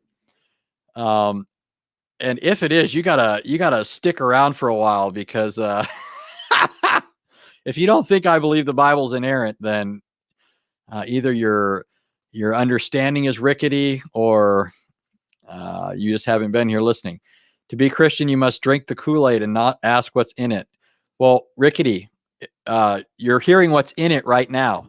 So why don't you get in it, pay attention, learn something, and then at the end, ask me some questions. If you want to challenge what I'm saying, I'm happy, right? I'm happy to take on all comers, right? So let's get back to this. I want to look at Psalm 2 and Psalm 110. Get ready to be blown away again. Psalm 2 and Psalm 110. Okay, here is Psalm 2. Remember, this was cited by the author of Hebrews. It's cited numerous times other places in the New Testament. Why are the nations in an uproar, like Rickety Rick, and the peoples devising a vain thing? The kings of the earth take their stand, and the rulers take counsel together against the Lord and against his anointed, right? Anointed is the word for Messiah here, right? His anointed one, saying, let us tear their fetters apart and cast away their cords from us. In other words, they want to be out from under the rule of the Lord and his anointed one. They don't want to accept his word as binding. They don't want to accept his word as inerrant, right? They do not want him to rule over them. They're like Rickety Rick, right? Let us tear their fetters apart and cast away their cords from us. Let us, to justify us, to pacify our conscience, let us say, oh, they're just drinking the Kool-Aid. We don't need to pay attention to what's in that book, right? Let us tear their fetters apart and cast away their cords from us. But listen to how it goes on. He who sits in the heavens laughs. The Lord scoffs at them, right? Those people who say the Bible is just Kool-Aid laced with poison, it says those people who scoff the Lord are themselves going to be scoffed at by him. He who sits in the heavens laughs. The Lord scoffs at them. Then he will speak to them in his anger and terrify them in his fury, saying, but as for me, I have installed my king upon Zion, my holy mountain. I will surely tell of the decree of the Lord. He said to me, you are my son. Today I have begotten you. Ask of me, and I will surely give the nations as your inheritance, and the very ends of the earth as your possession. You shall break them with a rod of iron. You shall shatter them like earthenware. All right, now you need to think carefully with me here, folks. Go back to verse 7. Okay. Verse 7 says, I will surely tell of the decree of the Lord. He said to me, you are my son. Today I have begotten you. Okay. So at some point, At some point, anticipated by the psalmist, the son is pictured as saying the words of the Lord, "You are my son, today I have begotten you." When was it that the father said those words to the son?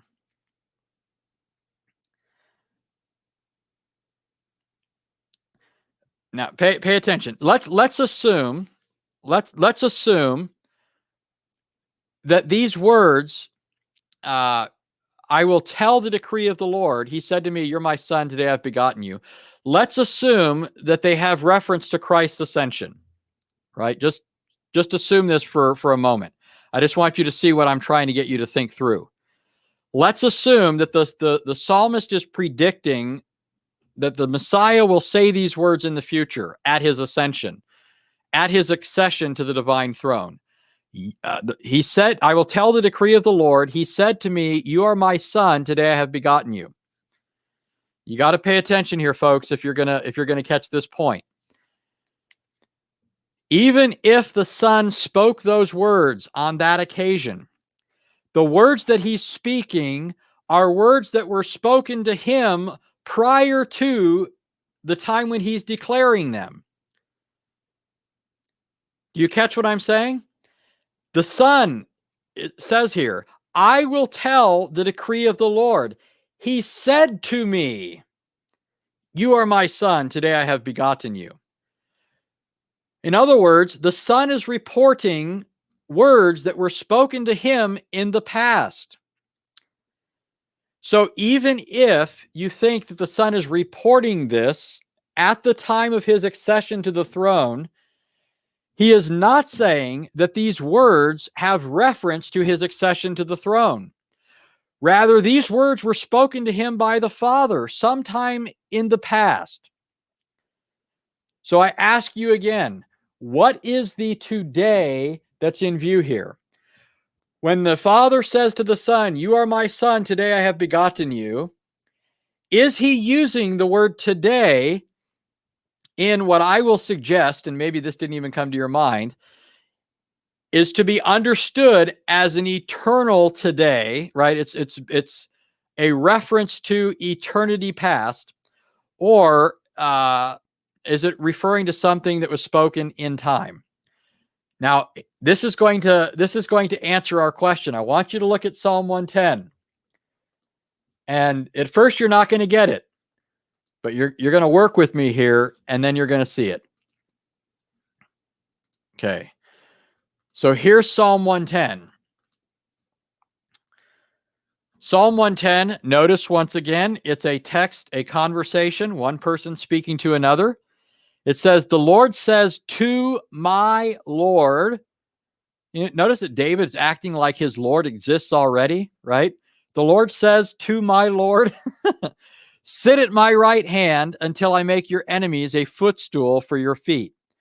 The Lord will stretch forth your strong scepter from Zion, saying, 'Rule in the midst of your enemies.'" It's obvious that the one that the Lord is speaking to here is the same person that was in view in Psalm 2, right? The Son, because the Son is the one who's given the rule over all the nations. So the one that was addressed as the Son in Psalm 2 is here being addressed as my Lord, right? David is calling him my Lord and says, "The Lord says to my Lord." And it says that he will stretch forth your strong scepter from Zion, saying, "Rule in the midst of your enemies." Now, here's the phrase I want you to look at. "Your people will volunteer freely in the day of your power in holy array. From the womb of the dawn, your youth are to you as the dew." Now, I know all of you are looking at that and you're thinking, how does this help us at all? Well, I think in the first place, you should be asking, what in the world does that even mean, right? Your youth are to you as the dew. Well, I want you to notice how the ancient fathers all understood this passage. And I'm going to tell you, before coming back and showing you why, the ancient fathers read this correctly. Okay, the ancient fathers read this correctly. But listen to this from Justin Martyr. This is from his dialogue with Trypho. And by the way, he's talking to a Jew who doesn't object to Justin Martyr quoting the verse this way. Okay, This is Justin Martyr. He's quoting Psalm 110:3. And then what is said by David? In the splendors of thy holiness, I have begotten thee from the womb before the morning star. In other words, it's a euphemism, from before creation, right? I have begotten you from the womb, from eternal times, before the morning star, right? Going on with Justin, the Lord hath sworn and will not repent. Thou art a priest forever after the order of Melchizedek. Does this not declare to you that he was from of old? Right? So this is Justin Martyr talking to Trypho, a Jew, and he's quoting Psalm 110:3. But notice the way Justin Martyr quotes this is not the way it appears in your English translations. Okay? This is how it's worded in your English translations. From the womb of the dawn, your youth are to you as the dew. What in the world does that mean? But Justin Martyr, look at what he says. I have begotten you from the womb before the morning star. Okay. Now here's Hippolytus in his book, The Refutation of All Heresies, book 10. The logos, or word, that's the Greek term for logos, the logos of this God is from God himself. Wherefore also the logos is God, being the substance of God. Now the world, by the way, notice he's a 2nd century father. He sounds like he's talking like a Nicene Christian, doesn't he? Like a 4th century Christian. Anyways, wherefore also the Logos is God, being the substance of God. Now the world was made from nothing, wherefore it is not God. Okay, he's contrasting the world with the Logos. Okay, he's saying the Logos is of God, being of the substance of God, but the world was made from nothing, wherefore it is not God. Okay, now the Logos of God controls all these, meaning all created things. The first begotten child of the Father, the voice of the dawn, antecedent to the morning star. Now, this is not an exact quotation, but you can tell that he is echoing Psalm 110:3, at least as Justin Martyr understood it, right? He seems to be understanding the verse the same way Justin did, to be referring to the begetting of the sun prior to the morning star, which again is an idiom for the beginning of creation. Here is Hippolytus again. And what he's doing is he's chiding this person for trying to figure out the nature of the divine begetting. And Hippolytus is saying, you should be more concerned with the fact of the matter than the how of the matter, right? This isn't your business. God hasn't told you how the Son was eternally begotten. Rather, he's told you the Son was begotten. So you should be content with that. But so this is what he says. You are asking an account of the generation of the Word, meaning his begetting. Is it not enough for you to learn that the Son of God has been manifested to you for salvation if you believe?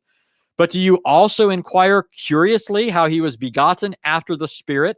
He doesn't mean here the Holy Spirit, but in a spiritual manner, right? No more than 2, that is Matthew and Luke, in sooth, have been put in trust to give the account of his generation after the flesh. Are you then so bold as to seek the account of his generation after the Spirit, which the Father keeps with himself, intending to reveal it then to the holy ones and those worthy of seeing his face? Speaking by the prophet of the generation of the Word, he shows the fact that he is begotten, but reserves the question of the manner and means to reveal it only in the time determined by himself. For he speaks thus, from the womb, before the morning star, I have begotten thee. So once again, Hippolytus quotes Psalm 110:3 to prove the pre-temporal begetting of the Son. Before creation, in eternity itself, the today of God, which precedes all real time, right, created time, he says that the Son was begotten. That's how these fathers understood Psalm 110:3. But I'm not done. Here is Dionysius of Rome in 260. He says, O reckless and rash men, was then the firstborn of every creature something made? He who was begotten from the womb before the morning star? He who in the person of wisdom says, before all the hills he begot me? By the way, that's what it says in Proverbs 8. Finally, anyone may read in many parts of the divine utterances that the Son is said to have been begotten, but never that he was made. from which considerations they who dare to say that his divine and inexplicable generation was a creation are openly convicted of thinking that which is false concerning the generation of the Lord. That was written, by the way, against the Sabellians. Here is Alexander of Alexandria. I put circa 326 because Alexander dies around, I think it's 328, and I'm not exactly sure when he wrote this one. Obviously, it was before his death, but whether it was, I mean, I'm just giving you a rough approximation of the time when he wrote this. He says, moreover, in the Psalms, the Savior says, the Lord has said unto me, thou art my son. Notice he quotes Psalm 2:7, the passage that goes on to say, I have begotten you. Wherefore, showing that he is the true and genuine son, meaning he's not a son by adoption or through creation. He is the true and genuine son, the begotten of the Father.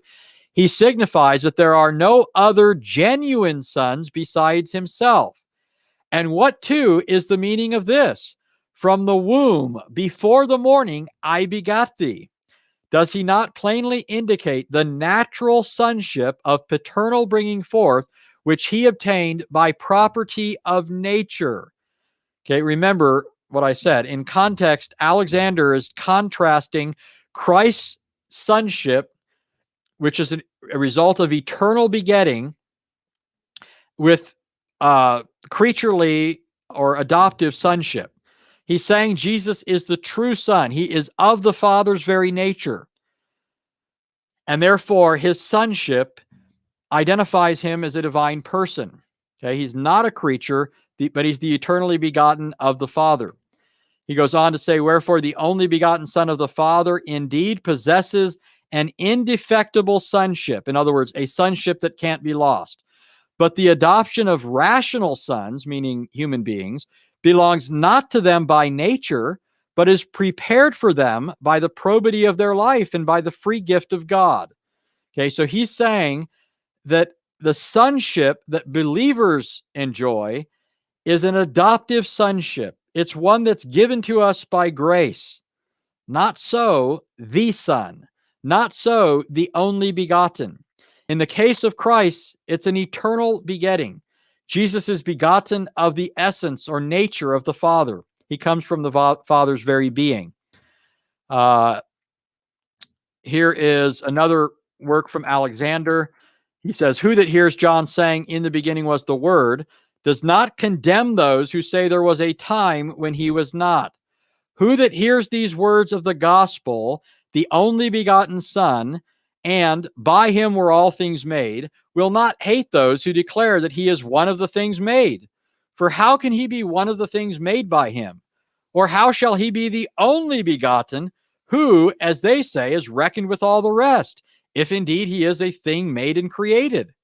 And how can he be made of things which are not, when the Father says, my heart emitted forth a good word, Psalm 45:1 in the Septuagint, right? It's saying that the word proceeds from God's very being, right? And then he goes on to quote Psalm 110:3, and from the womb before the morning I have begotten thee. Okay. Now I could go on and on, folks, quoting church fathers. I'm not going to quote them all. I'm going to put them on the screen, though, while I'm talking so that you guys will have them for future reference. Here is Hilary of Poitiers, and he says the same thing, in effect. This is found in Hilary's writing on the Trinity. And notice just the last part of that where he says, thus, when he says from the womb, he's teaching us that his only begotten was, in the divine sense, born and did not come into existence by means of creation out of nothing. Okay, here is Athanasius. He's writing to Marcellinus on the interpretation of the Psalms. He refers to Psalm 110 and says it talks about Christ's divine begetting from the Father. Here is another quote from Athanasius. This one comes from his defense of the Nicene definition, book 4, chapter 13. Here is a quotation from Cyril of Jerusalem in the 11th of his catechetical lectures.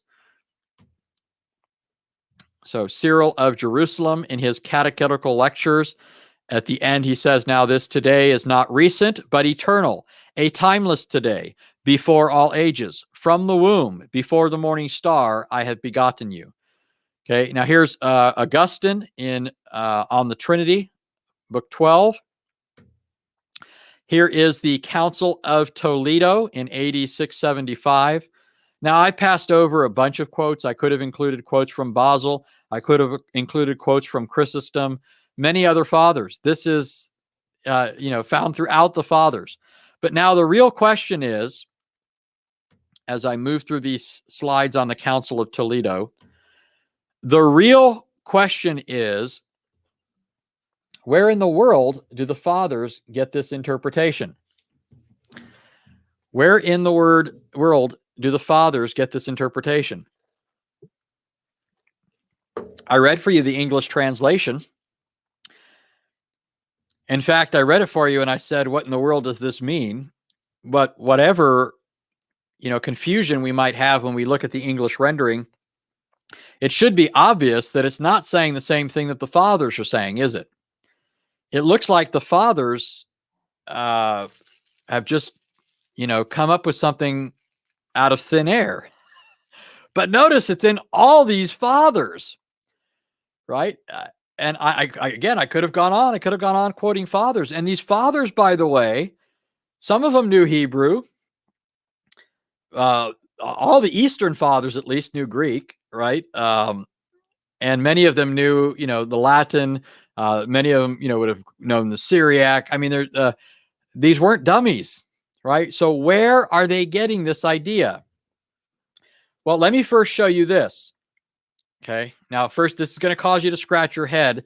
But if Rickety Rick sticks around, he'll see that I'm about to show that there is no problem here. But first, I got to show you there's a problem here. You got to show a problem in order to show what the solution is, right? I got to show you where the monkeying came in, where the mischief was done. Okay, first, this is a quote from Ellicott's commentary on Psalm 110.3, the last clause of Psalm 110.3. He says, he's talking about the Hebrew. This difficult verse runs literally, thy people willingness, or willing offerings, in the day of thy force and holy attire, from the womb of the morning dew, thy youth. From the womb of morning dew of thy youth, right? The first clause in the sentence is tolerably clear. The second clause is not so clear. That's an understatement, right? Look at that clause. And the day of thy force and holy attire, from the womb of the morning dew of thy youth. What in the world does that mean? So Ellicott is saying here that this second clause is not so clear. Matthew Poole says, from the womb of the morning thou hast the dew of thy youth. This place is judged the most difficult and obscure of any in this whole book. The words are diversely rendered and understood. So Matthew Poole is saying these are the most obscure and difficult words of any in the entire Psalter. Okay, so he's basically saying the same thing that Ellicott said. This is a very difficult clause in the Hebrew. Okay. This is David Hay in his book, Glory at the Right Hand, which was written on Psalm 110, by the way. It says the last clause is virtually unintelligible. Here is Barnes' notes on Psalm 110. It says every clause of the verse is obscure. The pulpit commentary says the intention of this last clause is very doubtful. Okay, Michael Rydelnik in the Messianic Hope says these words make virtually no sense. Booge on Psalm 110, it says especially problematic and indeed meaningless. So are you getting the point? All of these people are telling you that there's something awry here. Okay, there's something wrong with the Hebrew here.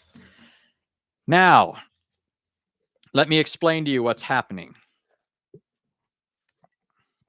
Let me explain to you what's happening. The Hebrew language is it's a consonantal language in terms of its as a written language, right? That means in Hebrew, you only write the consonants. When Moses wrote the Torah, He wrote in all consonants. He didn't put any vowels in there. When the prophets wrote, they just wrote the consonants. They didn't put the vowels there. When the psalmist wrote, or the psalmists, plural, wrote, they wrote the consonants. They didn't put the vowels there. Now, there are other languages like this. In Arabic, it's written in all consonants as well. That's why when you look at the early Quran manuscripts, they don't have vowel pointings, but later those are added, okay? Now, when it comes to a native Hebrew speaker, wouldn't have all that much trouble. I mean, in fact, you would do it with great ease. Read through the consonantal text and just naturally know what vowels needed to be understood. Now, think of it this way. If you were to look at a license plate, I think I've used this illustration before. I'm going to put this in the chat so you guys can see it. Suppose I wrote this. Or suppose you saw this on a license plate. Okay, suppose you saw these letters on a license plate. If you guys are looking in the chat, I wrote JSSSLRD. What do you think that means?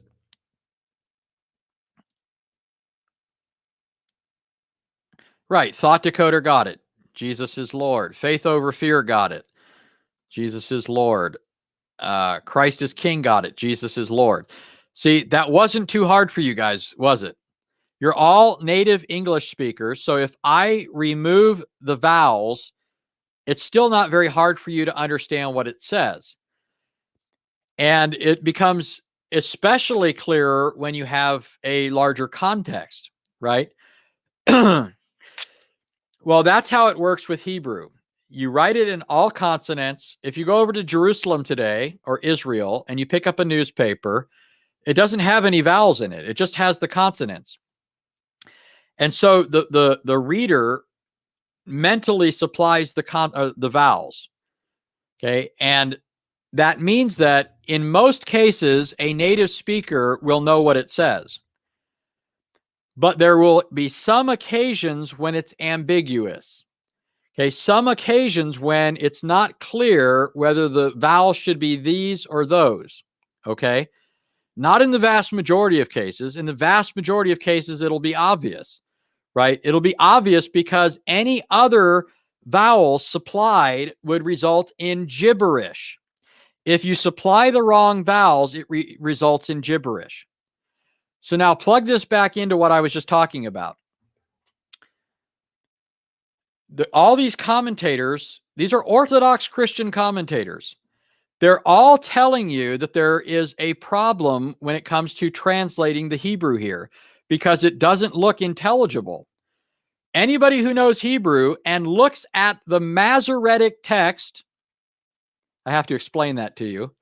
Anybody who looks at the Masoretic text, which is a post-Christian rabbinic document where they supplied the vowel pointings, anybody who's looking at that text and trying to translate it will immediately look at it and say, this doesn't make sense at this point.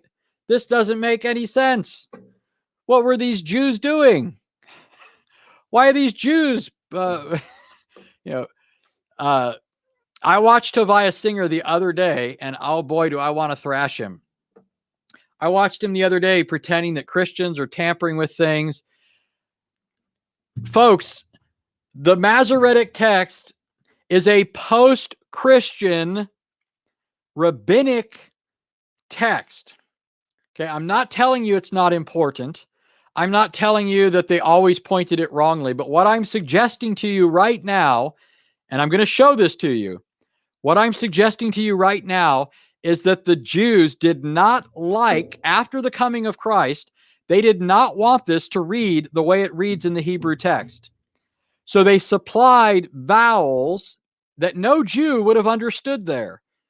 It's altogether unintelligible the way they've done it. No Jew would have read it that way. In fact, I can prove it. I can prove it. First of all, let me give you this quote from Matthew Bates. He's going to explain this to you.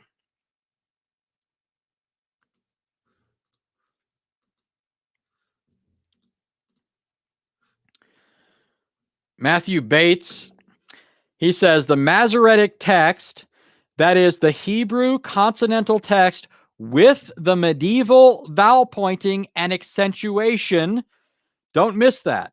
The vowel pointings are a medieval system. Medieval Jews are the ones who put the vowel pointings there, okay? Long after the time of Christ and the apostles. The Masoretic text, which forms the basis for most English translations of Psalm 110:3, which is 109 in the Septuagint because it just does the numbering differently, is famously difficult.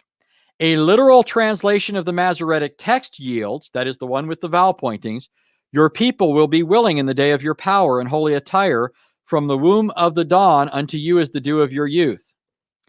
However, the Masoretic vowel pointing is unlikely to reflect how this was being read in Jesus's era, as the other ancient manuscript traditions make clear. For instance, on the strength of comparison with Psalm 2:7, we're going to look at this in a minute.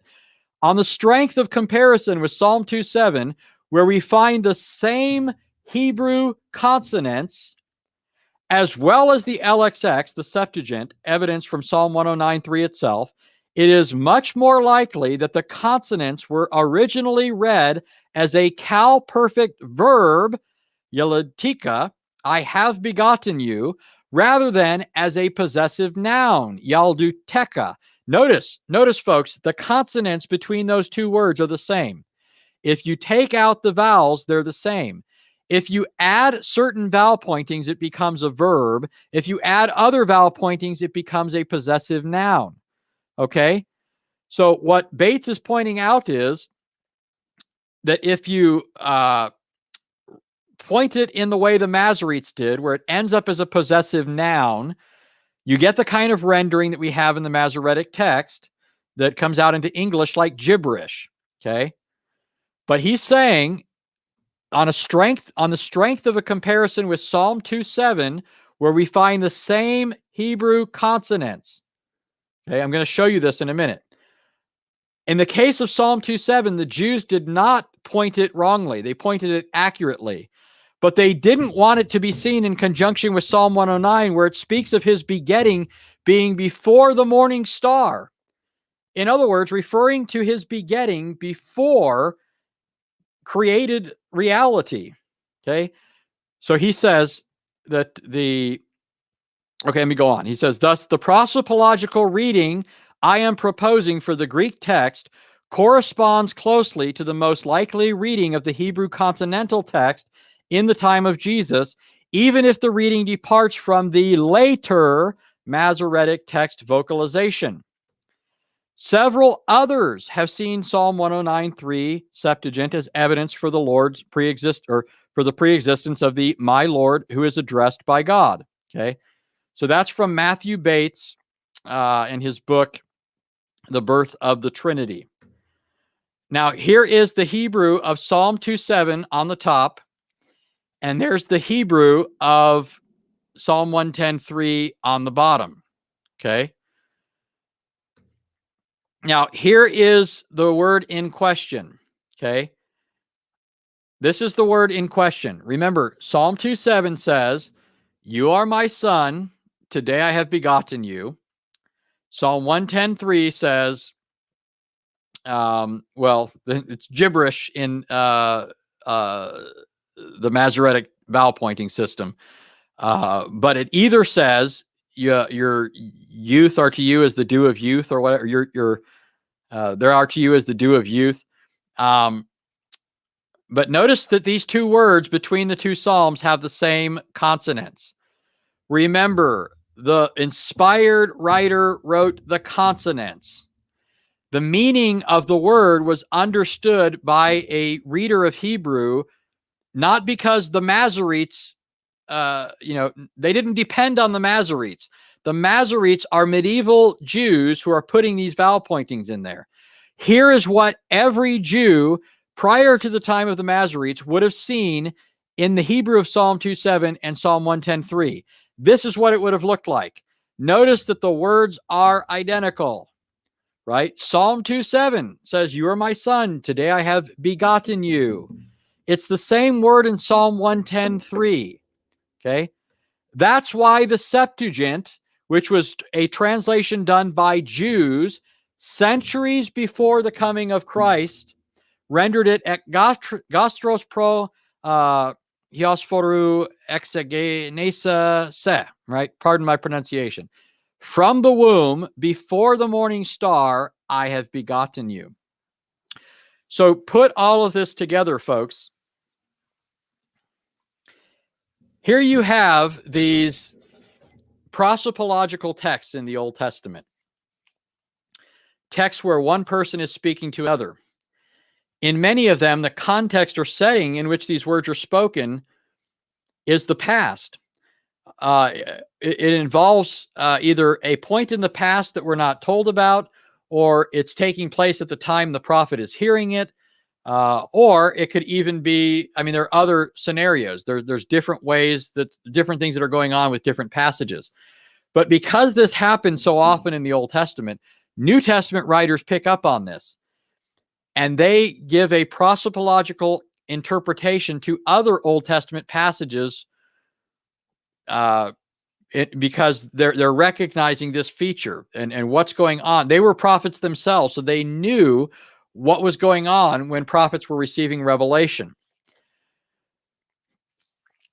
I've shown you from Mark 1:1 through 3 that the Son is identified as a divine person, and he is as such addressed by the Father prior to his coming into the world. And I've shown you many other passages where it does that as well. And then to sort of wind this up, I showed you on the basis of Psalm 2:7 and 110:3 that the begetting of the Son is not a reference to his human birth. It's certainly not a reference to his baptism or a reference to his resurrection or ascension. Rather, it's referring to Christ being begotten before time itself. Before the world was made, the Son was begotten. He is of the Father's essence, of his very nature. All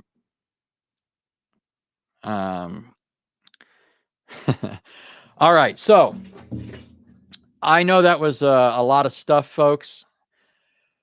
I hope I didn't lose anybody. And I solemnly swear, says I'm seriously late. I have to watch the upload later. Yeah, I would encourage you to watch it because we covered a lot of ground. But there's so much there. I hope I didn't lose anybody. I realize some of this was really in depth. I always promise to bring you quality material, but I will not always make you work this hard. Okay. I think today was probably kind of hard, right? Today we got involved in some pretty deep waters. But let this point be very clear. Let this be very clear. I am absolutely not arguing that there's anything wrong with the Old Testament text. I am absolutely affirming the full inspiration of the consonantal text, what the prophets actually wrote. What you have in the Masoretic text are largely accurate, but they're not infallible. The Masoretes are telling you on occasion what they think should be the understanding there. And 9 times out of 10, whenever it's a messianically significant text, then the Masoretes always go in the wrong direction. Okay, the Masoretes almost always go wrong whenever it comes to a messianic text because they don't want it to point to Jesus. They do not want it to point to Jesus. I'll give you another example. Psalm 22. You know the verse in Psalm 22 where it says they've pierced my hands and my feet, right? It's another gibberish reading in the Masoretic text. What the Masoretic text is, I'm surrounded and so forth, like a lion, my hands and my feet. What in the world does that mean? Like a lion, my hands and my feet. Check the commentators. They'll tell you this doesn't make any sense. And it's a messianic text. It's a text where the Messiah is talking about his sufferings. My God, why have you forsaken me? Then it talks about him being surrounded by evil men who are casting lots for his clothing. And he says, they've pierced my hands and my feet. If you just read the consonantal text, that's the most natural understanding that you would arrive at. And that's also how it was understood in ancient versions. But if you look at the later Masoretic text with the later rabbinic vowel pointings, it ends up being gibberish because they do not want you to see the direct connection to Christ. But take away the vowel pointings, which came a lot later. And often, by the way, it's the Septuagint that alerts us to this fact. The Septuagint often shows us exactly how the Jews understood something. The Septuagint is hated and despised today by Jews, right? Because it was written by, even though it was written, they pretend like it's a Christian book, but it was translated by Jews before Christ, Jews before Jews had an axe to grind, Jews before the post-Christian rabbis were still sore about losing their temple and place and sore about the Christian confidence in the resurrection of Christ and so forth.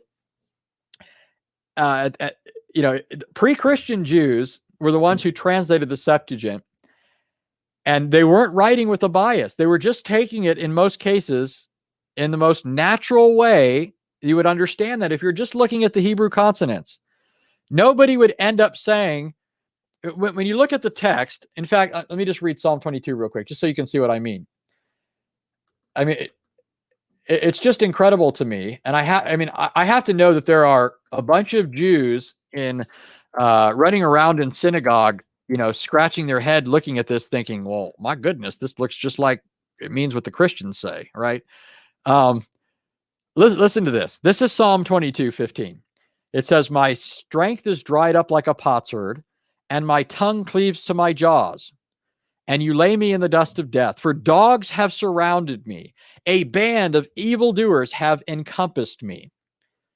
Like a lion, my hands and my feet. What? That makes no sense in the context. But notice what does make sense, and it's in perfect agreement with the consonants. My strength is dried up like a potsherd. My tongue cleaves to my jaws. You lay me in the dust of death. For dogs have surrounded me. A band of evildoers has encompassed me. They pierced my hands and my feet. I can count all my bones. They stare at me. They cast lots for my clothing. If you take out the later Masoretic vowel pointings, it makes perfect sense. And every Jewish person knows in his heart of hearts and in his conscience, when he just looks at the Hebrew text, that his most natural inclination is to read it just like Christians would read it, not the way the Talmudic post-Christian rabbis want you to read it. Anyways, that's my little sermonette for you folks. All right, folks. Question and answer time.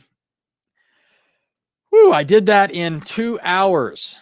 I guess that's not bad. I thought I wouldn't even get done today. Oh, I guess the reason I did get done is because I didn't really read all of those slides. I just skipped through them. So maybe I was a better judge of time than I thought.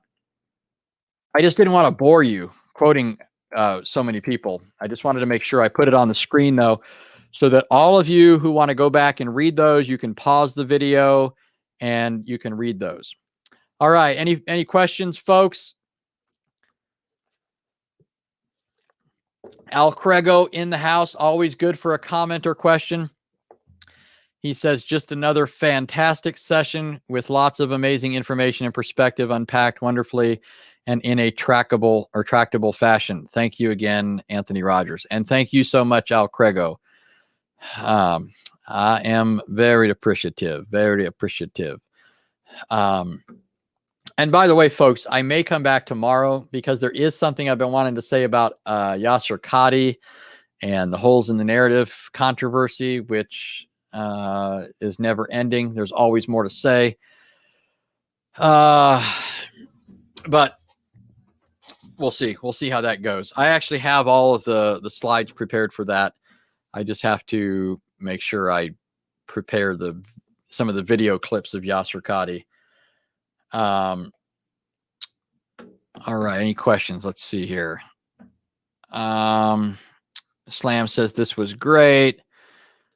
Junker says Jews don't know that because they feel different than we do. I'm not sure if you're responding to me or to somebody in the chat. The Biblicist says, great job, Anthony. God bless you, and prayers for you and everyone here. Thank you so much, Biblicist. George, thank you. Thank you all. Faith over fear. Too many Marys. So Jeremiah 15:16 asks, so here's what the Dead Sea Scrolls confirm. The Dead Sea Scrolls are simply written in all consonants, right? So remember, this is pre-Masoretes. The Dead Sea Scrolls predate the Masoretes. So if you look at the Hebrew text in the Dead Sea Scrolls, it's the consonants, not the vowel pointings. Anybody who would look at that would naturally read it as saying, I have begotten you, right? Or if it's in the case of Psalm 110:3, they would have read it as from before the morning or the dawn, I begot you. That's how it was understood by the Jews who translated the Septuagint. Okay, and the Septuagint predates most of our Targums anyways, by the way. The Septuagint predates them. The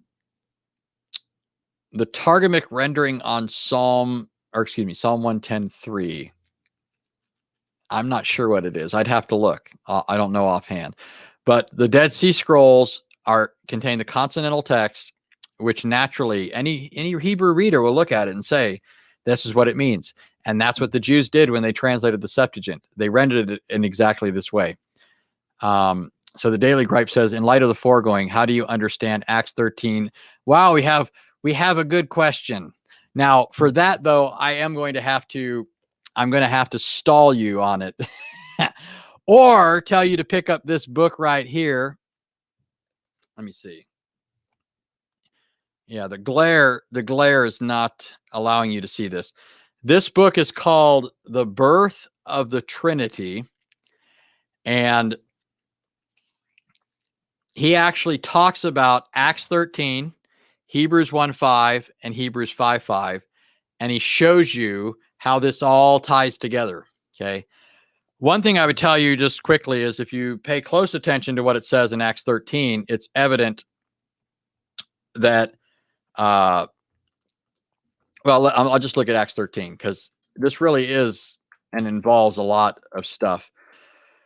In Acts 13, a lot of people read it as if he's quoting Psalm 110 in reference to Christ's resurrection. But closer reading shows that that's not exactly what he's doing. First, he's arguing 2 points, namely that Jesus is the fulfillment of the promised seed that was given to the fathers, the descendant of David, and that Jesus' resurrection was foretold in the scriptures. And then he goes on to say in verse 33, Acts 13, God has fulfilled this to our children in that he raised up Jesus is also written in the second Psalm, you're my son, today I've begotten you. As for the fact that he raised him up from the dead, no longer to return to decay, he has spoken in this way, I will give you the holy and sure blessings of David. In other words, what I'm telling you is that a close reading of the grammar and syntax here yields the following observation. Whereas it seems like Paul is giving you, in the quotation of Psalm 2:7, the proof for his statement that God raised up Jesus, what Paul is actually doing is he's citing Psalm 2:7 to first of all establish that Jesus is the one who was promised to them. He's the one spoken of in Psalm 2. But it's in verse 34 that he actually goes on to quote a text that proves the resurrection. Right? Verse 34 of Acts 13 says, as for the fact that he raised him up from the dead, no longer to return to decay, he has spoken in this way, I will give you the holy and sure blessings of David. In other words, it's not Psalm 2 that talks about the resurrection. It's rather what he goes on to say when he quotes David, I will give you the, in fact, and then he goes on to quote Psalm 16, therefore he also said in another psalm, you would not allow your Holy One to undergo decay. Now, it should be obvious in this case that it's the latter two passages that really have relevance to the resurrection of the Son. How does Psalm 2 have any reference to the resurrection? Right? How does "you are my son, today I've begotten you" indicate a resurrection? Nobody would understand it that way, naturally. What you would understand as a reference to the resurrection is the statement, "You will not allow your Holy One to undergo decay or corruption." Right? That verse actually talks about the resurrection. So that's part of my answer to this. In Acts 13, the apostle cites Psalm 2, but it's not until he gets to verses 34 and 35 that he actually cites two passages that prove the resurrection. Okay, so I hope that's helpful. All right, where else? Where are we at here, folks? Is Rickety Rick still here? Did Rickety Rick drop out? Did Rickety Rick go to drink some Kool-Aid? All right, let's see. So somebody's responding to Pedro. Oh, I guess it's Mary and Pedro talking. All right. So Daniel MH says, 1821 has always confused me. Why does God have to come down and see to know when he's all-knowing? Well, the way you should be looking at that is like this. Oh, Rickety's here. Good. Maybe you'll be around in a minute after I answer this question, Rickety. Maybe you'll have a argument that's not rickety. I hope you don't mind my humor, Rickety. I know it's at your expense, and you might not be warmed up to my style, but anyways, so the Old Testament is clear. The writings of Moses, no less than every other Old Testament writer, that God is omniscient, right? God is omniscient. He knows all things. He made everything. He controls everything. As the maker and controller of everything, it's not possible that anything could escape his notice, right? It's all made by him and upheld by him. This was the common knowledge of all the prophets. Moses is the author of Genesis 18 and the rest of the Torah. So when Moses in the Torah identifies God as the sovereign creator and controller of the world, it entails his omniscience. And of course, you could read other places in the Torah where it speaks more directly to this. Places like Exodus 15 and Deuteronomy 32, where he's singing the praises of the Lord. And it's evident that for Moses, God is omniscient. But what's going on in Genesis 18? What's going on in Genesis 18? In Genesis 18, God has come from heaven to earth, and he's appeared to Abraham in the form of a man. And he's talking with Abraham. So much so as a man that Abraham does not at first know who he is. To Abraham, this is simply three human beings, right? The Lord appeared with two angels, but they appeared as men. So for all Abraham knows, these are just men. Eventually, two of the men go down into Sodom. Genesis 19:1 tells us they were angels, right? But the text already told us that it was the Lord who appeared to him, right? The text already tells us it was the Lord that appeared to Abraham. But at first, Abraham still just thinks it's a man. And then there's this conversation. Eventually, it becomes apparent to Abraham that this is no ordinary man. It's the Lord himself. And then the conversation kind of goes in a different direction where Abraham, the Lord tells Abraham what's about to happen to Sodom. Abraham intercedes with the Lord, begs him, pleads with him not to destroy Sodom and Gomorrah and the cities of the plain if there are at least, 50 righteous, 10 righteous, 5 righteous, right? He gets him down. So what you're supposed to see, the big picture is this. You have a divine person who's come from heaven to earth in the form of a man and is interacting with his covenant people, right? Abraham, Sarah, Ishmael, the household of Abraham, Eliezer, right? All these people, right? God himself has come to his own as a human being. He's walking among them. They don't even recognize him at first. You know what I mean? It should sound like a story you've heard before. The idea is, on the one hand, the statement is an anthropomorphism. An anthropomorphism. When it says that God is doing this so that he might know, it's a figure of speech. It's used elsewhere in Scripture when, let's see,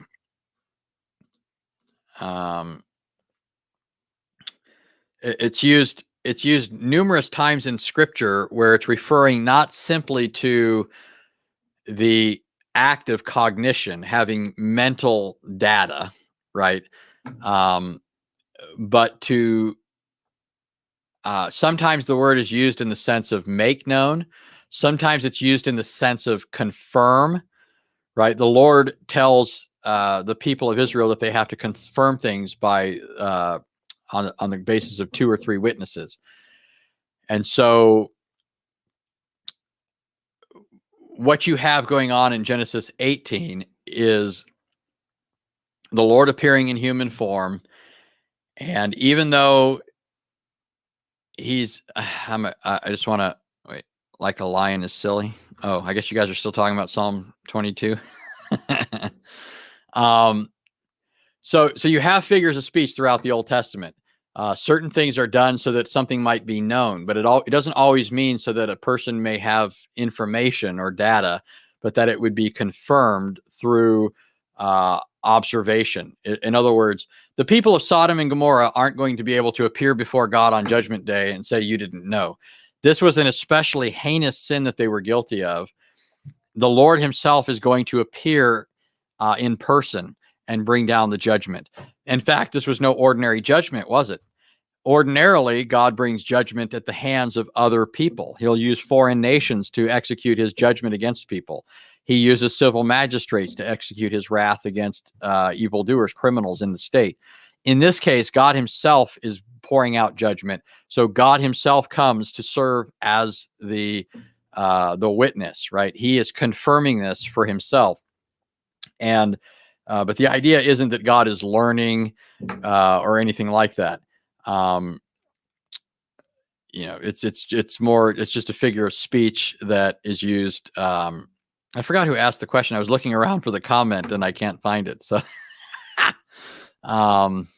anyways, I hope that helps. So all right, folks, I think I'm tired. You all wore me out. You all wore me out. You outdid yourselves this evening. You outdid yourselves this evening. You put me to work. But I do thank you. It is a pleasure and a delight to serve you. Pleasure and delight to serve you and to give you these rich nuggets from the word. All right. So God bless you all. And Kyrie says, or Kyrie says, your power is in your beard.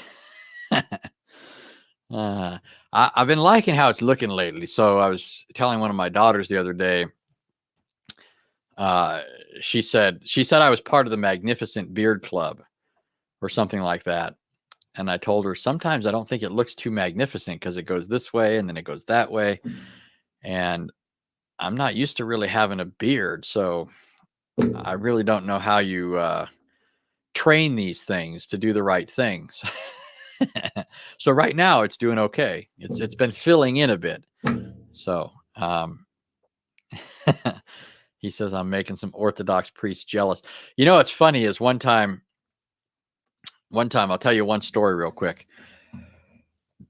One time I just moved here, so I didn't know anything about the area. I didn't know what kind of what presence there was here of churches. I didn't know how many mosques there were here. I didn't know how many Orthodox churches, Roman Catholic churches, Protestant churches. I didn't know any of that. I'm coming to the area, and I go to a Starbucks, and I'm sitting down, and I see this guy sitting there, and he's got this robe on and was wearing something on his head, and he had this big beard. And so I'm looking, and I'm thinking the guy's a Muslim. And so I'm thinking, okay, I got to think of some way to go over there and start talking to him, right? Because I wanted to witness to him. And so I'm sitting there thinking, what's my in going to be? Do I just strike up small talk? Do I don't know. I was just probably spending too much time thinking about it. So what happened though is, while I'm thinking about it, this gentleman got up and turned around and went the other way. And I'm thinking, oh gosh, now he's leaving. And so actually he was just going to the bathroom. And so I thought, okay, when he comes back out, I'm going to go talk to him. I'm not going to waste any time. I'm just going to start talking to him because I don't want to lose this opportunity. And when he comes back out of the bathroom, now I can see him. He's standing up, right? Like before, when he stood up, he turned around really quickly. But now he's coming back towards me, and I can see he's got this big cross around his neck. So suddenly I realized it was an Orthodox priest. So at first I was about to lay into him about Muhammad, and I found out that it just wasn't going to work. All righty, people. That's my story for the evening. So I thank you so much for coming. Hope it was a blessing to you. I'll see you tomorrow, Lord willing. Now, I know I say that all the time. I always say, Lord willing, that I'm going to come tomorrow, because I don't always know if I'm going to. It all depends on what happens, right? Tomorrow's the Lord's day. And so sometimes things take a different turn, and I have to do something, morning and evening service and all the rest. So, all right. Hey, Arlund, good to see you, by the way. Good to see you. I should say this cup brought to you by R. Lund and Rose. Rose, who gets embarrassed if I... I'm just playing. I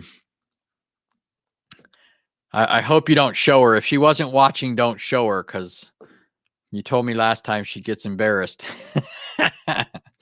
No, I thank you. Thank you so much. All right, people. God bless. Have a good evening.